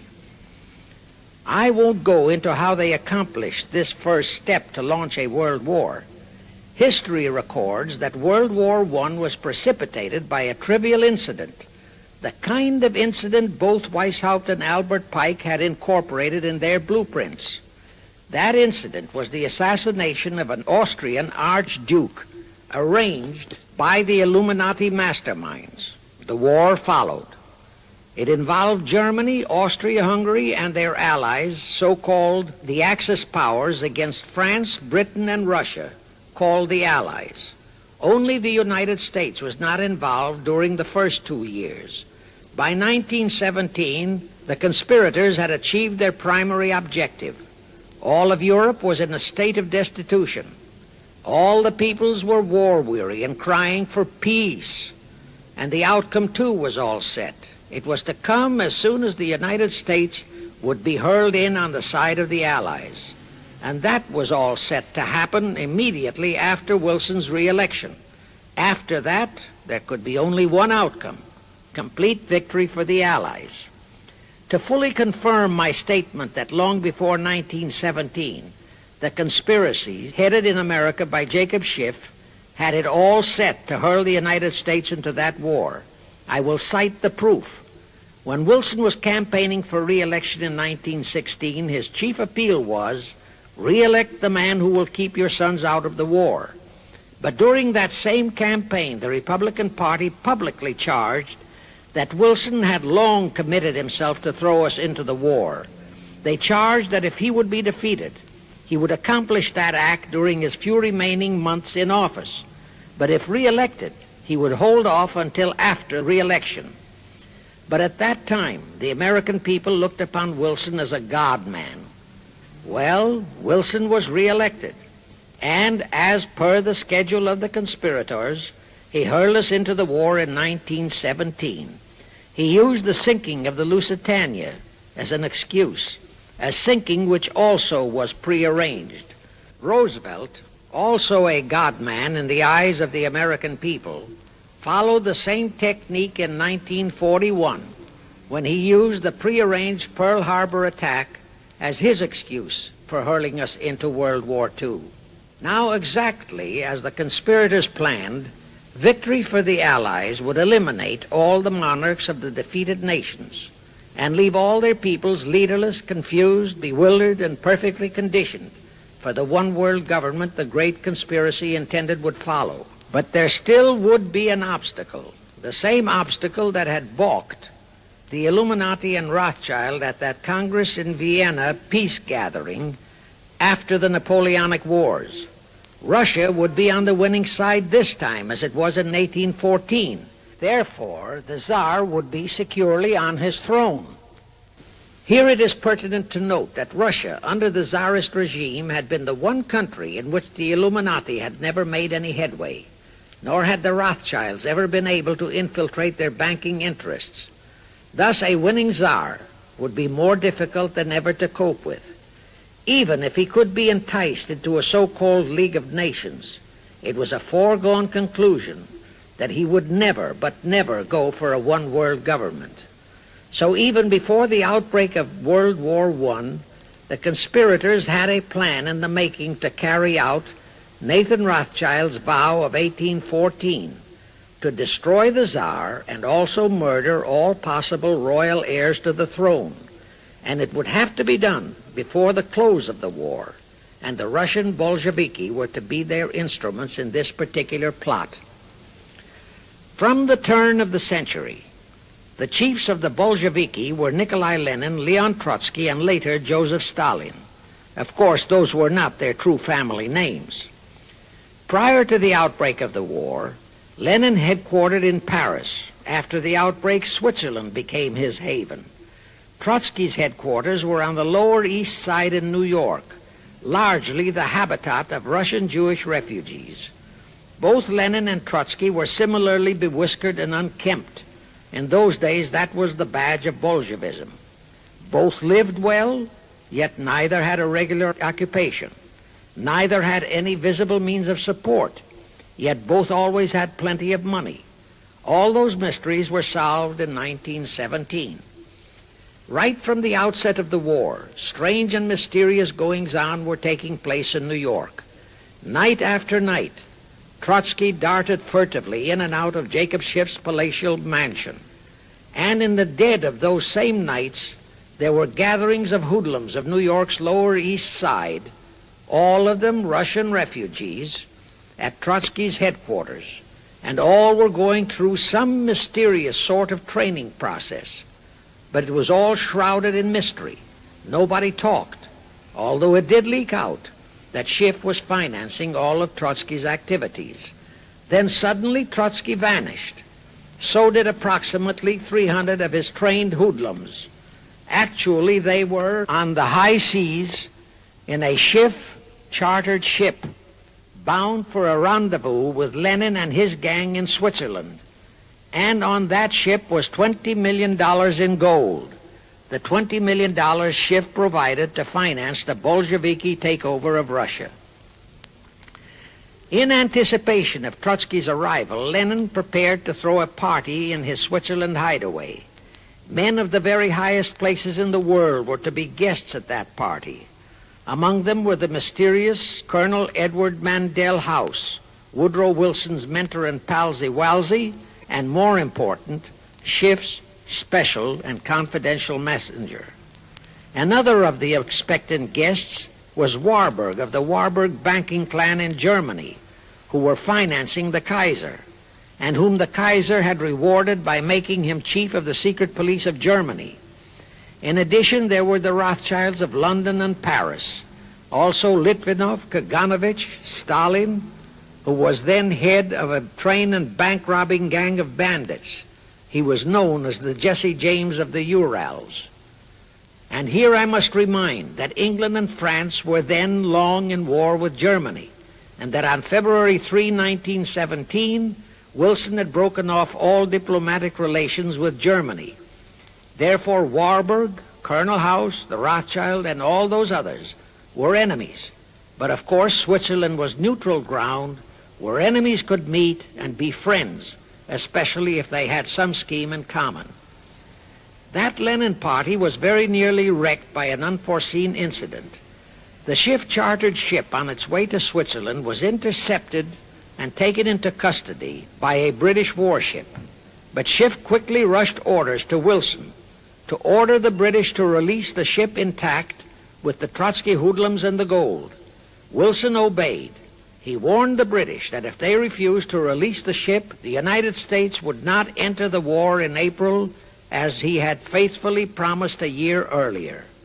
The British heeded the warning, Trotsky arrived in Switzerland, and the Lenin party went off as scheduled.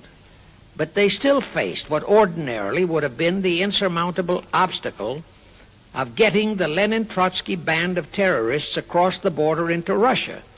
Well, that's where Brother Warburg, chief of the German secret police, came in. He loaded all those thugs into sealed freight cars and made all the necessary arrangement for their secret entry into Russia. The rest is history. The revolution in Russia took place, and all members of the royal Romanov family were murdered. Now, my chief objective is to establish beyond even a remote doubt that communism, so-called, is an integral part of the Illuminati's great conspiracy for the enslavement of the entire world, that communism, so-called, is merely their weapon and bogeyman word to terrify the peoples of the whole world, and that the conquest of Russia and the creation of communism was in great part organized by Schiff and the other international bankers right in our own city of New York. A fantastic story? Yes. Some might even refuse to believe it. Well, for the benefit of any doubting Thomas, I will prove it by reminding that just a few years ago, Charlie Knickerbocker, a Hearst newspaper columnist, published an interview with John Schiff, grandson of Jacob, in which young Schiff confirmed the entire story and named the figure old Jacob contributed, $20 million. If anybody still has even a remote doubt that the entire menace of communism was created by the masterminds of the great conspiracy right in our own city of New York, I will cite the following historical fact. All records show that when Lenin and Trotsky engineered the capture of Russia, they operated as heads of the Bolsheviki party.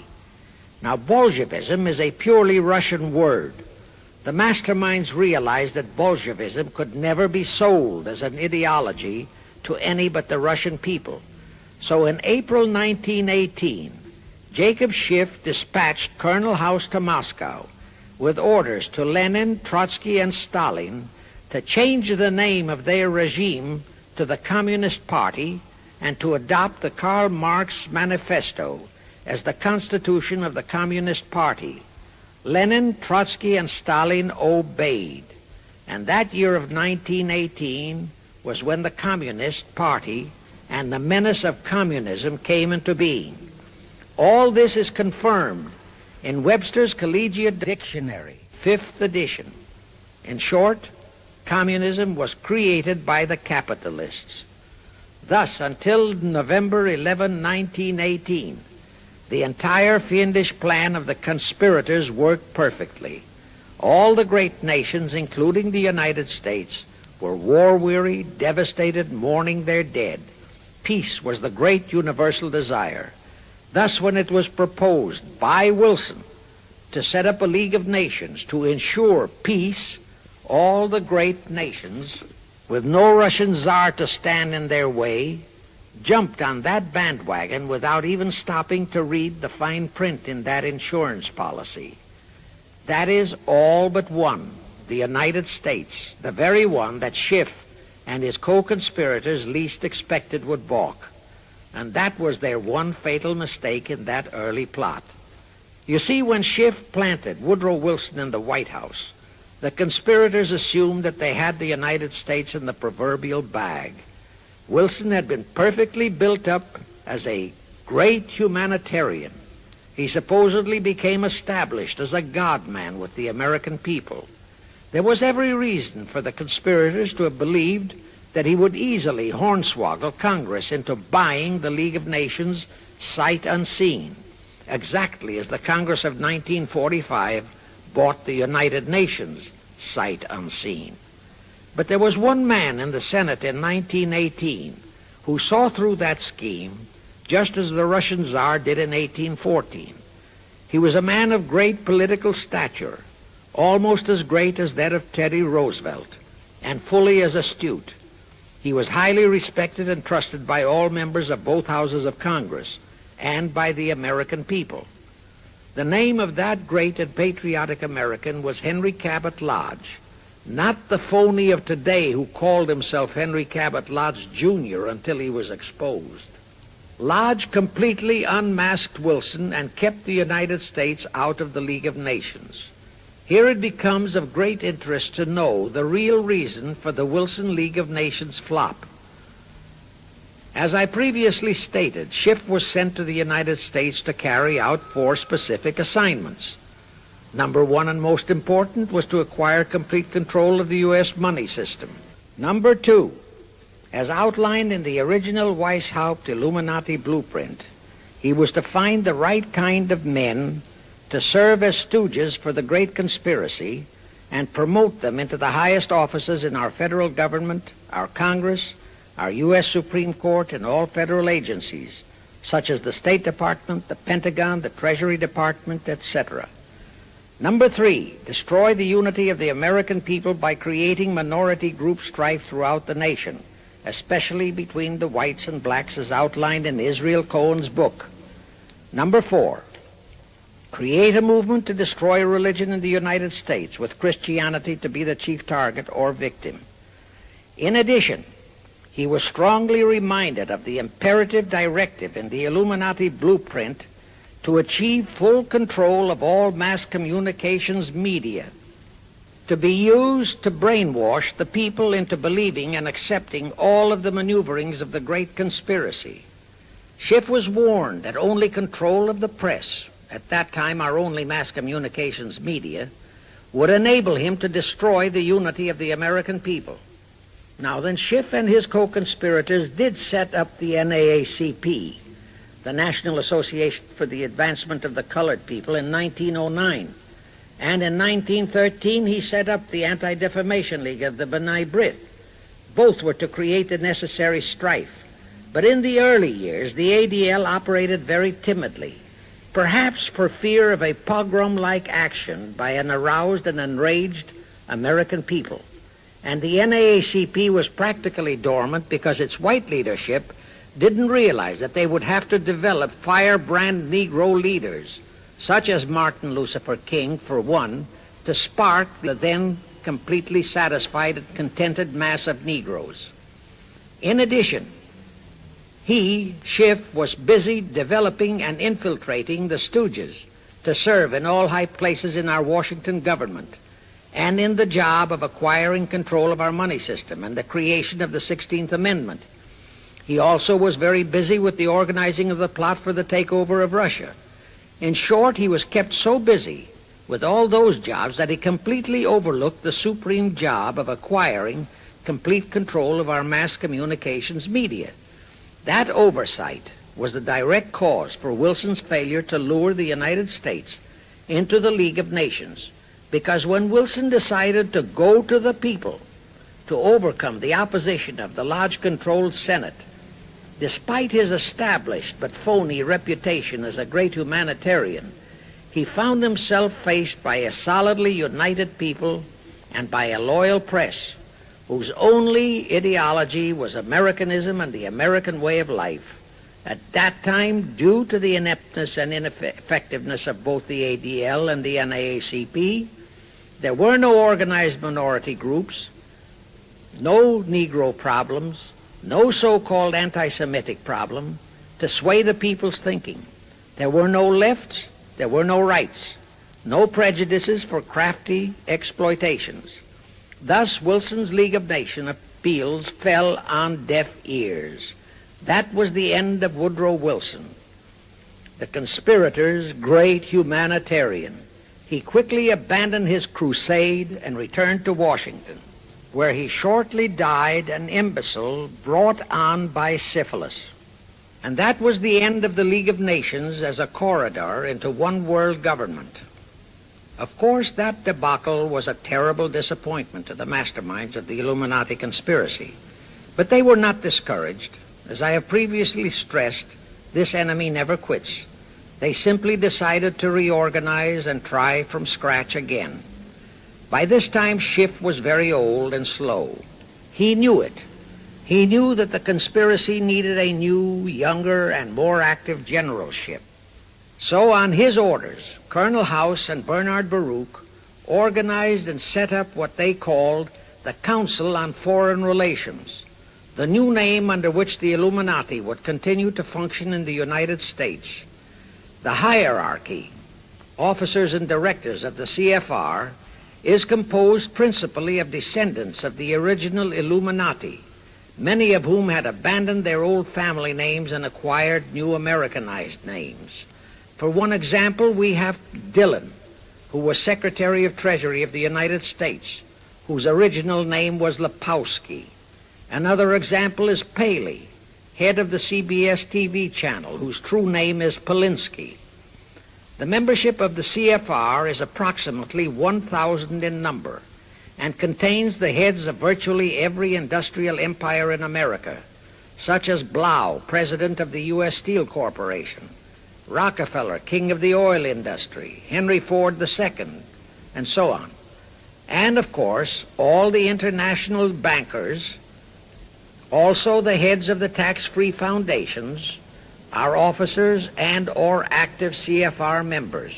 In short, all the men who provide the money and the influence to elect the CFR chosen presidents of the United States, congressmen, senators, and who decide the appointments of our various secretaries of state, of the Treasury, of every important federal agency, are members of the CFR, and very obedient members indeed.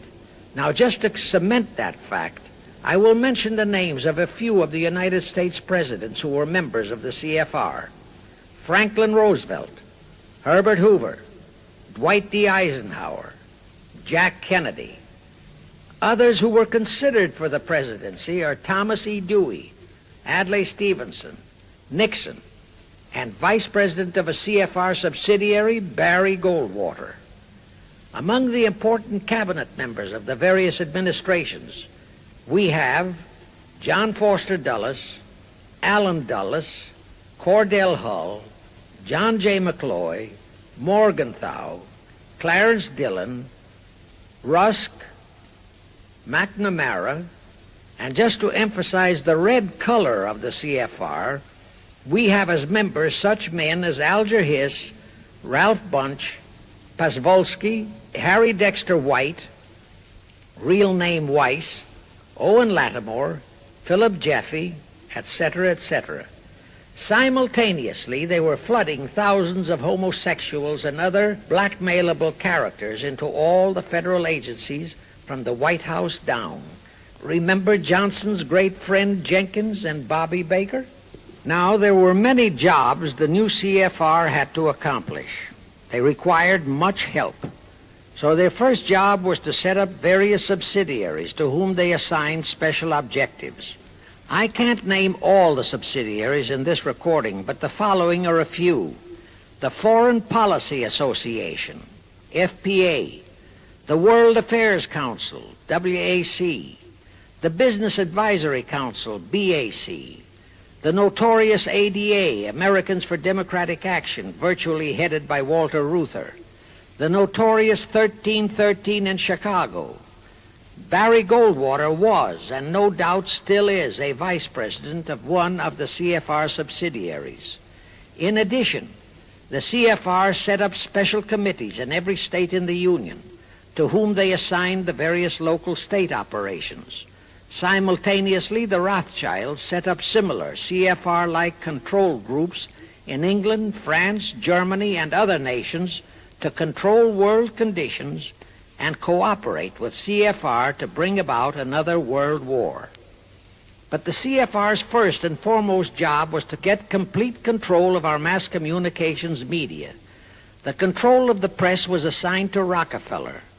Thus, Henry Luce, who recently died, was financed to set up a number of national magazines, among them Life, Time, Fortune, and others, which publish USSR in America. The Rockefellers also directly or indirectly financed the Cowles Brothers Look magazine and a chain of newspapers. They also financed a man named Sam Newhouse to buy up and build a chain of newspapers all over the country. And the late Eugene Meyer, one of the founders of CFR, bought the Washington Post, Newsweek, the weekly magazine, and other publications.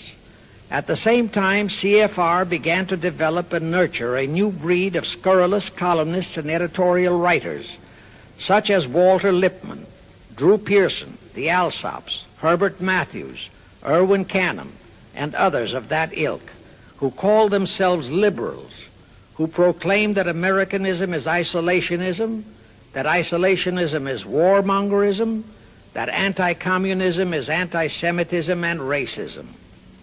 All that took time, of course, but today our entire press, except for some local small-town papers and weeklies published by patriotic organizations, is completely controlled by CFR stooges, and thus they finally succeeded in breaking us up into a nation of quarreling, wrangling, squabbling, hating factions. Now, if you still wonder about the slanted news and outright lies you read in your paper, you have the answer. To the Lehmans, Goldman Sachs, Kuhn Loeb, and the Warburgs, the CFR assigned the job of getting control of the motion picture industry, Hollywood, radio and television, and believe you me, they succeeded. If you still wonder about the strange propaganda broadcasts by the Ed Murrows, Chet Huntley, Howard K. Smith, Eric Severide, Drew Pearson, and others of that ilk, you have the answer. If you wonder about all the smut, sex, pornography, and mixed marriage films you see in your movie theater and on your TV set, all of which is demoralizing our youth, you have the answer. The whole story of the CFR conspiracy takeover of our mass communications media is far too long to include in this recording, but you can find it in the News Bulletin number 125, entitled How to Get the Reds Out of Communications Media. It was published and brought up to date by the Cinema Educational Guild.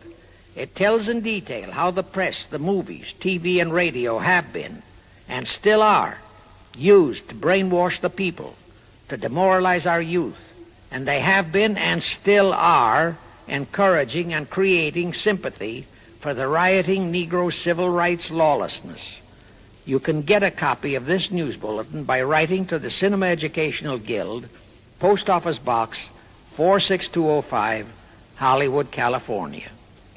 Now, to refresh your memory, let's go back for a moment. Wilson's flop had torpedoed all chances of transforming that League of Nations into the conspirators' hoped-for one-world government housing. So the Jacob Schiff plot had to be done all over again, and they organized the CFR to do it.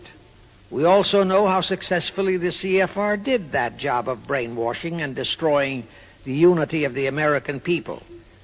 But as was the case with the Schiff plot, the climax and the creation of a new housing for their one-world government required another world war, a war that would be even more horrible and more devastating than the First World War, in order to get the people of the world to again clamor for peace and a means to end all wars. But the CFR realized that the aftermath of World War II would have to be more carefully planned, so that there would be no escape from the new one-world trap, another League of Nations, that would emerge from the new war, the trap we now know as the United Nations. And they hit upon a perfect strategy to ensure that no escape. Here's how they did it. In 1943, in the midst of the war, they prepared the framework for the United Nations, and it was handed over to Roosevelt and our State Department to be given birth by Alger Hiss, Pasvolsky, Dalton Trumbo, and other American traitors, thus making the whole scheme a United States baby. Then to fix our parenthood, New York City was to become the nursery for the monstrosity.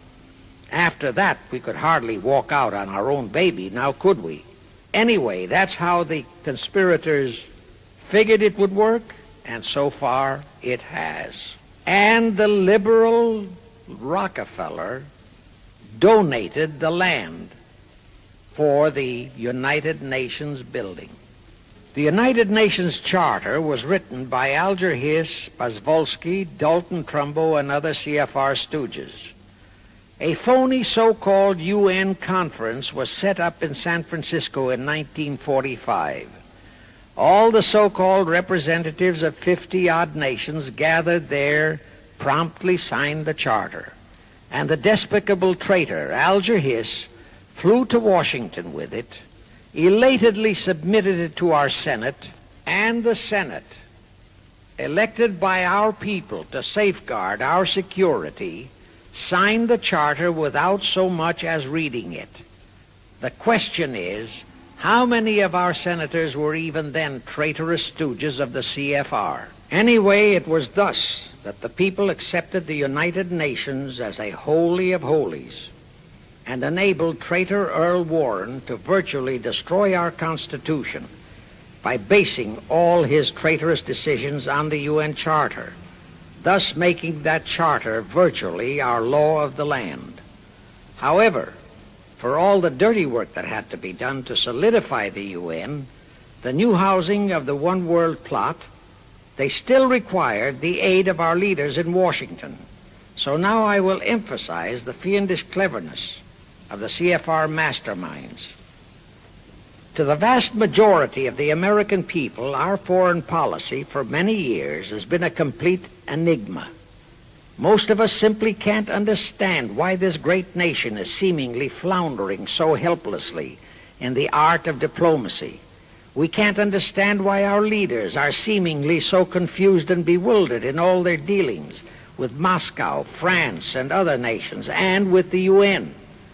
We always hear them proclaiming that in view of our overwhelming economic and military superiority, we must always lead from strength. Yet at all the summit meetings and conferences, they cringe and stammer and stutter, and so to speak, come out with their tails between their hind legs. We can't understand the foreign aid to Tito, an avowed enemy, to Poland, an avowed enemy, to all the avowed communist nations. We can't understand why the expenditure of hundreds of billions of dollars has failed to slow down, let alone stop, the march of communism. We are perplexed by the seeming ineptness of the State Department, the Defense Department, the CIA, the USIA, of all our federal agencies. Again and again and again we have been startled, shocked, bewildered, and horrified by their mistakes in Berlin, in Korea, in Laos, in Katanga, in Cuba, in Vietnam. Mistakes that always favor the enemy, never the United States. Under the law of averages, they should have made at least one or two mistakes in our favor, but they never did. What's the answer? The answer is the CFR and the parts played by their subsidiaries and stooges in Washington. Thus we know that complete control of our foreign relation policy is the key to the success of the entire Illuminati One World plot. Here is the further proof. Earlier I fully established that Schiff and his gang had financed the Lenin-Trotsky-Stalin takeover of Russia and fashioned its communist regime into becoming their chief instrument to keep the world in turmoil and to finally terrorize all of us into seeking peace in a UN One World government. But the conspirators knew that the Moscow gang could not become such an instrument until and unless the whole world would accept the communist regime as the legitimate, de jure government of Russia. Only one thing could accomplish that: recognition by the United States. The conspirators figured that the whole world would follow our lead, and that's when the Wilson flop very nearly wrecked the entire plot. Throughout the following 3 Republican administrations, the CFR pulled every trick in their bag to induce Harding, Coolidge, and Hoover to grant that recognition, but all 3 refused. As a result, in the late 1920s, the Stalin regime was in dire straits. Despite all purges and secret police controls, the Russian people were growing more and more restive. It is a matter of record, admitted by Litvinov, that during 1931 and 1932, Stalin and his whole gang were always packed and ready for instant flight. Then in November 1932, the conspirators achieved their greatest coup. They landed Franklin Roosevelt in the White House. Crafty, unscrupulous, utterly without conscience, that charlatan traitor turned the trick for them. Without even asking consent of Congress, he unlawfully proclaimed recognition for the Stalin regime. That did it. And exactly as the conspirators figured, the whole world did follow our lead. Automatically, that squelched the previously growing resistance movement of the Russian people. That automatically launched the greatest menace the civilized world has ever known. The rest is too well known to need repeating. We know how Roosevelt and his traitorous State Department kept building up the communist menace right here in our own country, and thus throughout the world. We know how he perpetrated that Pearl Harbor atrocity for his excuse to hurl us into World War II.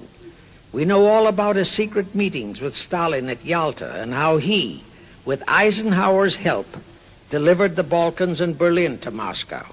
And last, but by no means least, we know that 20th century Benedict Arnold not only dragged us into that new corridor, the United Nations, into one world government, but actually schemed all the arrangements to plant it within our country. In short, the day that Roosevelt entered the White House, the CFR conspirators regained full control of our foreign relations machinery and firmly established the United Nations as the housing for the Illuminati One World government. I wish to stress one other very vital point. That Wilson League of Nations flop brought Schiff and his gang to the realization that control of just the Democratic Party was not enough. True, they could create a crisis during the Republican administration, as they did in 1929 with their Federal Reserve manufactured crash and depression, which would bring another Democrat stooge back into the White House. But they realized that a 4-year disruption in their control of our foreign relation policies could play havoc with the progress of their conspiracy.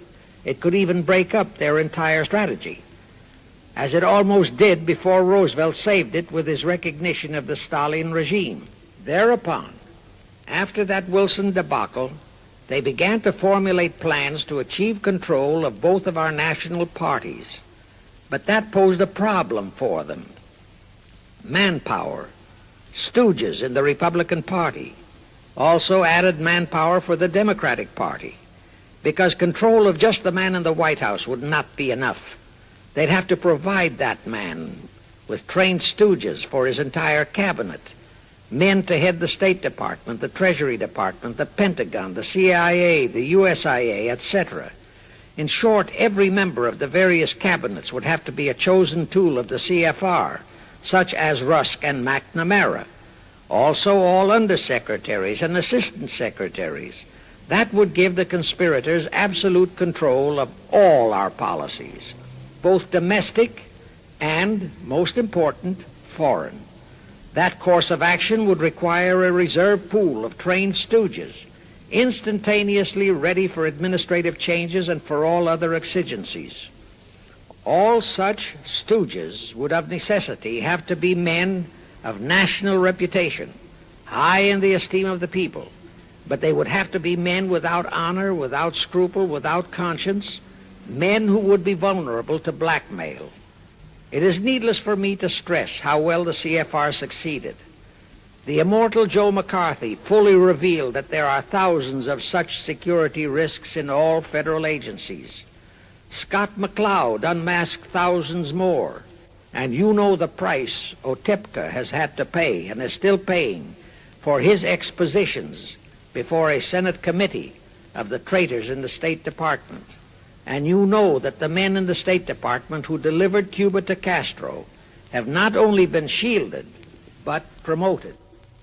To the crux of the whole one-world government plot and the maneuvering necessary to create another League of Nations to house such a government. As I have already stated, the conspirators knew that only another world war was vital for the success of their plot. It would have to be such a horrifying world war that the peoples of the world would cry out for the creation of some kind of a world organization that could assure everlasting peace. But how could such a war be brought about? All the European nations were at peace. None had any quarrels with their neighboring nations. And certainly their tools in Moscow wouldn't dare to start a war. Even Stalin realized that it would mean the overthrow of his regime unless so-called patriotism would weld the Russian people behind him. But the conspirators had to have a war. They had to find or create some kind of an incident to launch it. And they found it in a little inconspicuous and repulsive little man who called himself Adolf Hitler. Hitler, an impecunious Austrian house painter, had been a corporal in the German army. He made the defeat of Germany into a personal grievance. He began to rabble-rouse about it in the Munich, Germany area. He began to spout about restoring the greatness of the German Empire and the might of the German soldiery. He advocated the restoration of the old German military to be used to conquer the whole world. Strangely enough, Hitler, the little clown that he was, could deliver a rabble-rousing speech, and he did have a certain kind of magnetism. But the new authorities in Germany didn't want any more wars, and they promptly threw the obnoxious Austrian house painter into a prison cell. Aha! Here was the man, decided the conspirators, who, properly directed and financed, could be the key to another world war. So while he was in prison, they had Rudolf Hess and Goering write a book which they titled Mein Kampf and attributed the authorship to Hitler, exactly as Litvinov wrote Mission to Moscow and attributed the authorship to Joseph Davies, then our ambassador to Russia and a stooge of the CFR. In Mein Kampf, Hitler, the pseudo-author, outlined his grievances and how he would restore the German people to their former greatness. The conspirators then arranged for a wide circulation of the book among the German people in order to arouse a fanatical following for him. On his release from prison, also arranged by the conspirators, they began to groom him and finance him to travel to other parts of Germany to deliver his rabble-rousing speeches. Soon he gathered a growing following among other veterans of the war, and that soon spread to the masses, who began to see in him a savior for their beloved Germany. Then came his leadership of what he called his Brown Shirt Army and the March on Berlin. That required a great deal of financing, but the Rothschilds, the Warburgs, and others of the conspirators provided all the money he needed. Gradually, Hitler became the idol of the German people, and then they overthrew the von Hindenburg government, and Hitler became the new Führer. But that still was no reason for a war. The rest of the world watched Hitler's rise, but saw no reason to interfere in what was distinctly a domestic condition within Germany. Certainly none of the other nations felt it was a reason for another war against Germany, and the German people were not yet incited into enough of a frenzy to commit any acts against any neighboring nation, not even against France, that would lead to a war. The conspirators realized they would have to create such a frenzy that would cause the German people to throw caution to the winds and at the same time horrify the whole world. And incidentally, Mein Kampf was actually a follow-up of Karl Marx's book, A World Without Jews.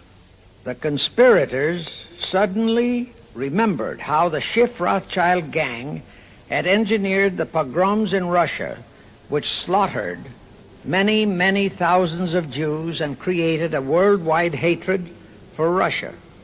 And they decided to use that same unconscionable trick to inflame the new Hitler-led German people into a murderous hatred of the Jews. Now, it is true that the German people never had any particular affection for the Jews, but neither did they have an ingrained hatred for them. Such a hatred would have to be manufactured, so Hitler was used to create it. This idea more than appealed to Hitler. He saw in it the grisly gimmick to make him the God-man of the German people. Thus, craftily inspired and coached by his financial advisors, the Warburgs, Rothschilds, and all the Illuminati masterminds, he blamed the Jews for the hated Versailles Treaty and for the financial ruination that followed the war. The rest is history. We know all about the Hitler concentration camps and the incineration of hundreds of thousands of Jews, not the 6 million, nor even the 600,000 claimed by the conspirators, but it was enough. And here let me reiterate how little the internationalist bankers, the Rothschilds, Schiffs, Lehmans, Warburgs, Baruchs, care about their racial brethren who were the victims of their nefarious schemes. In their eyes, the slaughter of the several 100,000 innocent Jews by Hitler didn't bother them at all. They considered it a necessary sacrifice to further their Illuminati one-world plot, just as the slaughter of the many millions in the wars that followed was a similar necessary sacrifice. And here is another grisly detail about those concentration camps. Many of the Hitler soldier executioners in those camps had previously been sent to Russia to acquire their arts of torture and brutalization so as to emphasize the horrors of the atrocities. All this created a new worldwide hatred for the German people, but it still did not provide a cause for war. Thereupon Hitler was incited to demand the Sudetenland. You remember how Chamberlain and the then diplomats of Czechoslovakia and France surrendered to that demand. That led to further Hitlerian demands for territories in Poland and in the French Tsar territories. Those demands were rejected. Then came his pact with Stalin. Hitler had been screaming hatred against communism. Oh, how he ranted against communism. But actually, Nazism was nothing but socialism, and communism is, in fact, socialism. But Hitler disregarded all that. He entered into a pact with Stalin to attack and divide Poland between them. While Stalin marched into one part of Poland, for which he was never blamed, the Illuminati mastermind saw to that. Hitler launched a blitzkrieg on Poland from his side. The conspirators finally had their new world war, and what a horrible war it was. And in 1945, the conspirators finally achieved the United Nations, their new housing for their one world government. And truly amazing, all of the American people hailed this foul outfit as a holy of holies, even after all the true facts about how the UN was created were revealed. The American people continued to worship that evil outfit. Even after Alger Hiss was unmasked as a Soviet spy and traitor, the American people continued to believe in the UN. Even after I had publicly revealed the secret agreement between Hiss and Molotov that a Russian would always be the head of the military secretariat, and by that token, the real master of the UN, most of the American people continued to believe that the UN could do no wrong. Even after Trygve Lie, the first Secretary General of the UN, confirmed that Hiss-Molotov secret agreement in his book For the Cause of Peace, the vast majority of our people refused to lose faith in the UN. Even after the truth about the Korean War was revealed, how the Russian General Vasiliev, head of that UN military secretariat, was given a leave of absence by the UN so that he could take command of the North Koreans and Red Chinese who were fighting the so-called UN police action under our own General MacArthur, who by orders of the UN was fired by the pusillanimous Truman in order to prevent his winning that war. Our people still believed in the UN. Despite our 150,000 sons who were murdered and maimed in that war, the people continued to regard the UN as a sure means for peace. Even after it was revealed in 1951 that the UN, using our own American soldiers under UN command and the UN flag, in collusion with our traitorous State Department and the Pentagon, had been invading many small cities in California and Texas in order to perfect their plan for the complete takeover of our country, most of our people brushed it off and continued their belief that the UN is a holy of holies. Do you know that the UN Charter was written by traitor Alger Hiss, Molotov, and Vyshinsky? That Hiss and Molotov had made that secret agreement that the military chief of the UN was always to be a Russian appointed by Moscow? Do you know that at their secret meetings at Yalta, Roosevelt and Stalin, at the behest of the Illuminati operating as the CFR, decided that the UN must be placed on American soil? Do you know that most of the UN Charter was copied intact, word for word, from the Marx Manifesto and Russia's so-called Constitution? Do you know that the only two senators who voted against the UN so-called treaty were the only two senators who had read it? Do you know that since the UN was founded, communist enslavement has grown from 250 million to 1 billion? Do you know that since the UN was founded to ensure peace, there have been at least 20 major wars incited by the UN, just as they are now inciting a war against Little Rhodesia? Do you know that under the UN setup, the American taxpayers have been forced to make up the UN Treasury deficit of many millions of dollars because of Russia's refusal to pay her share? Do you know that the UN has never passed a resolution condemning Russia or her so-called satellites, but always condemns our allies? Do you know that J. Edgar Hoover said, "The overwhelming majority of the communist delegations to the UN are espionage agents"? And now, 66 senators voted for a consular treaty to open our entire country to Russian spies and saboteurs. Do you know that the UN helps Russia's conquest of the world by preventing the free world from taking any action whatsoever except to debate each new aggression in the UN General Assembly?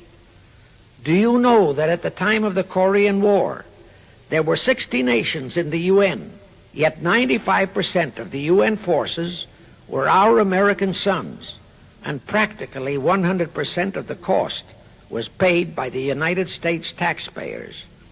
And surely you know that the UN policy during the Korean War was to prevent us from winning that war.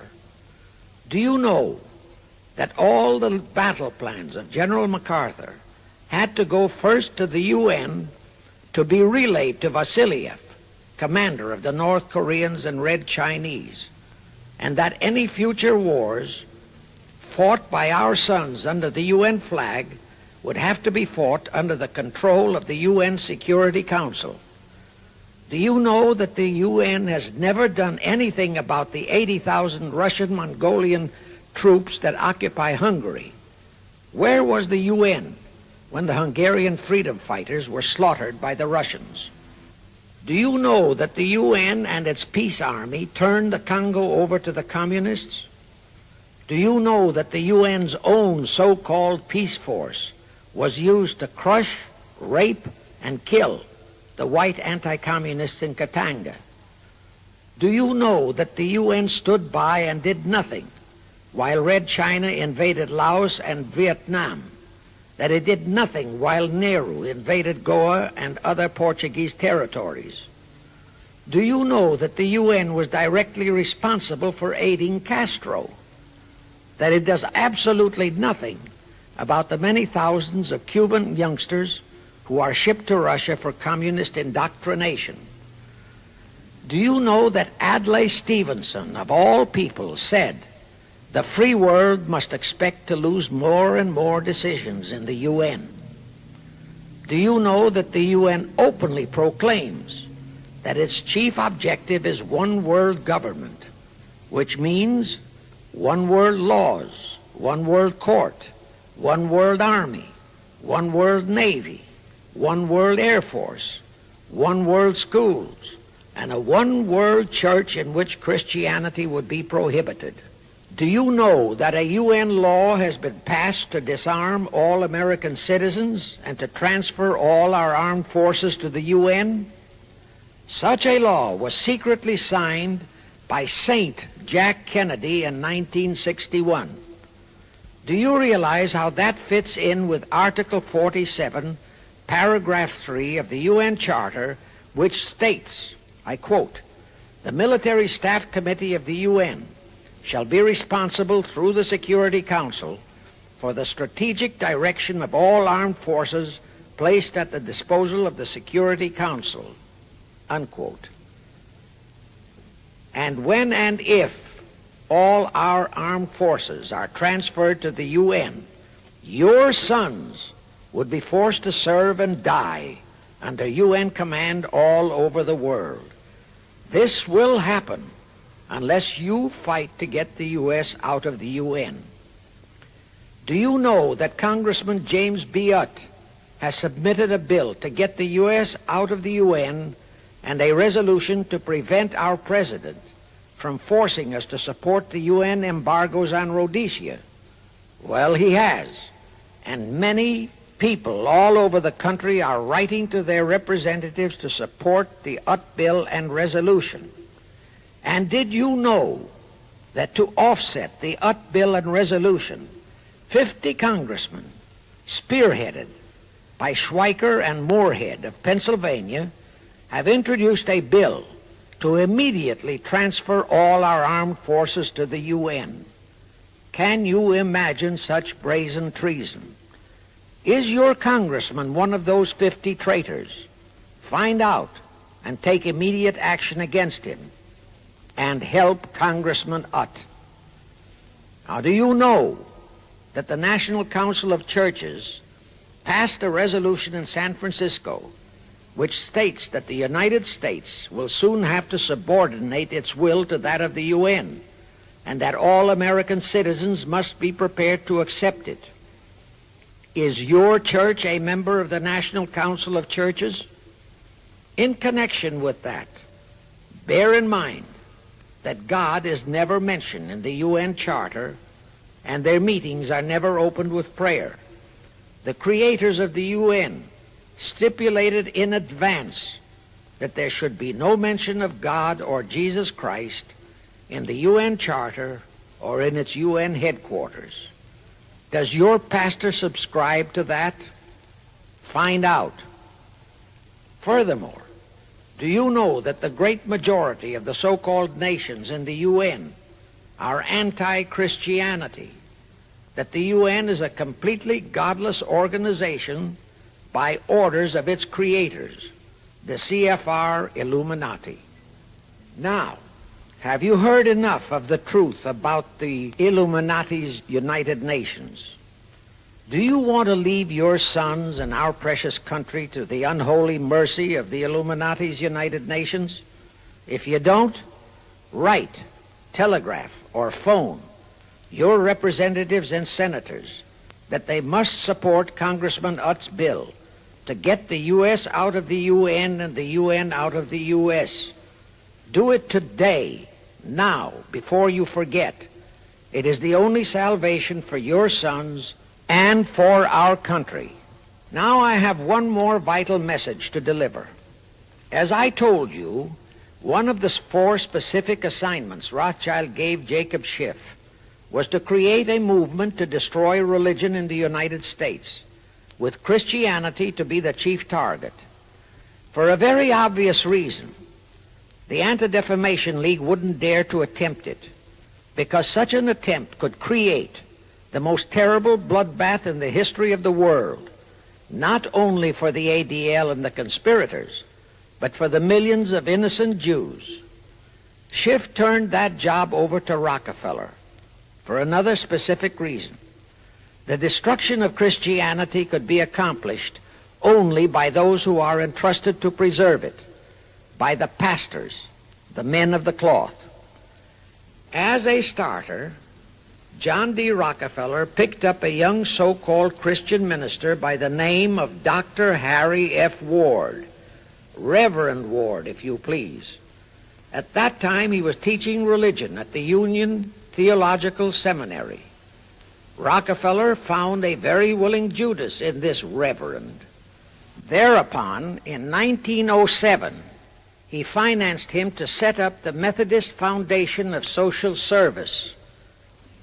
And Ward's job was to teach bright young men to become so-called ministers of Christ and to place them as pastors of churches.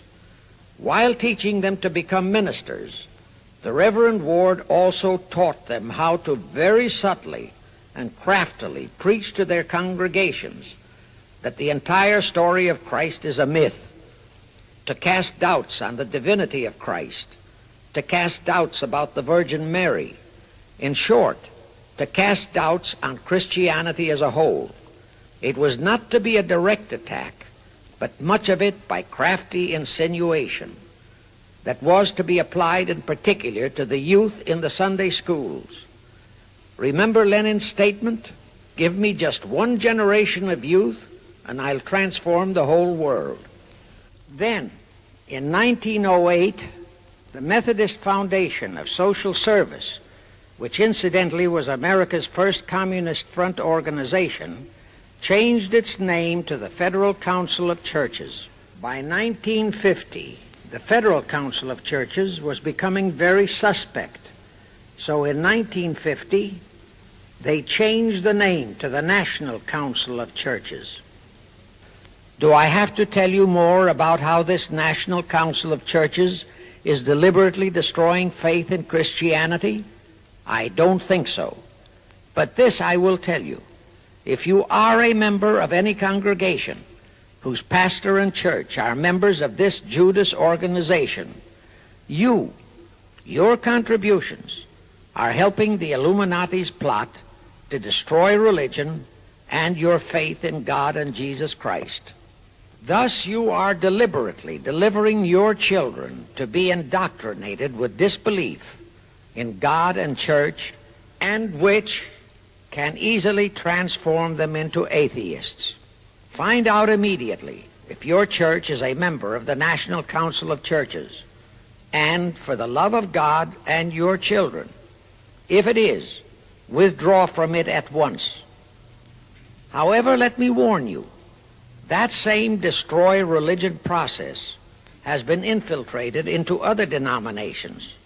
If you have seen the Negro March on Selma and other such demonstrations, you have seen how the Negro mobs are led and encouraged by ministers and even Catholic priests and nuns who march along with them.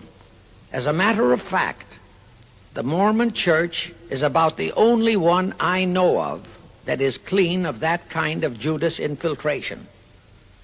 But of course, There are many individual churches and pastors who are honest and sincere.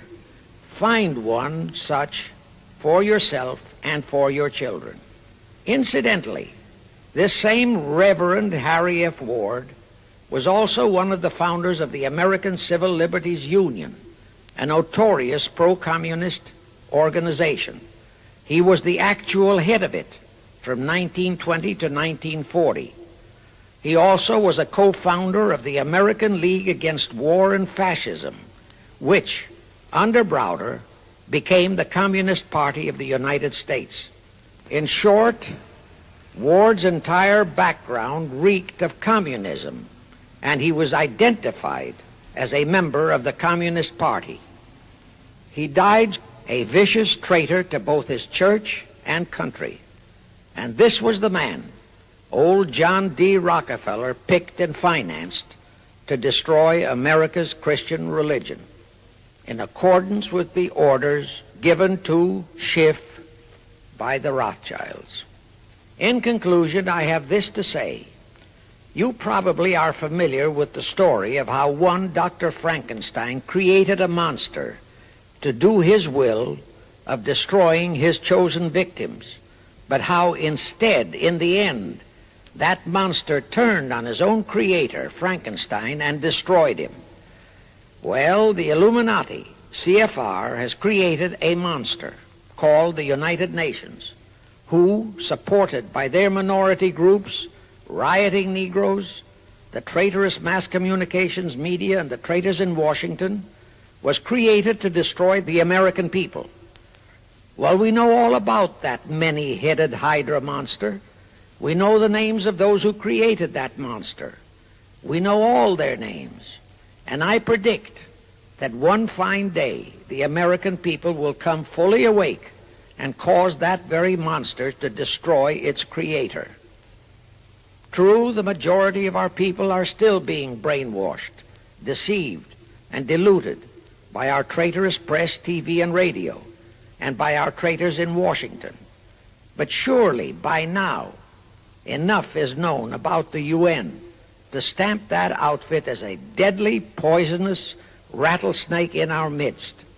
My only wonder is what it will take to awaken and arouse our people to the full truth. Perhaps this record will do it. 100,000 or 1,000,000 copies of this record can do it. I pray to God it will, and I pray to Him to inspire you, all of you, to spread this story via this record to all loyal Americans in your community. You can do it by playing it to study groups assembled in your homes, at meetings of the American Legion, the VFW, the DAR, all other civic groups and women's clubs, especially the women's clubs who have their sons' lives at stake. With this record, I have provided you with the weapon that will destroy the monster. For the love of God, of our country, and of your children, use it. Get a copy of it into every American home.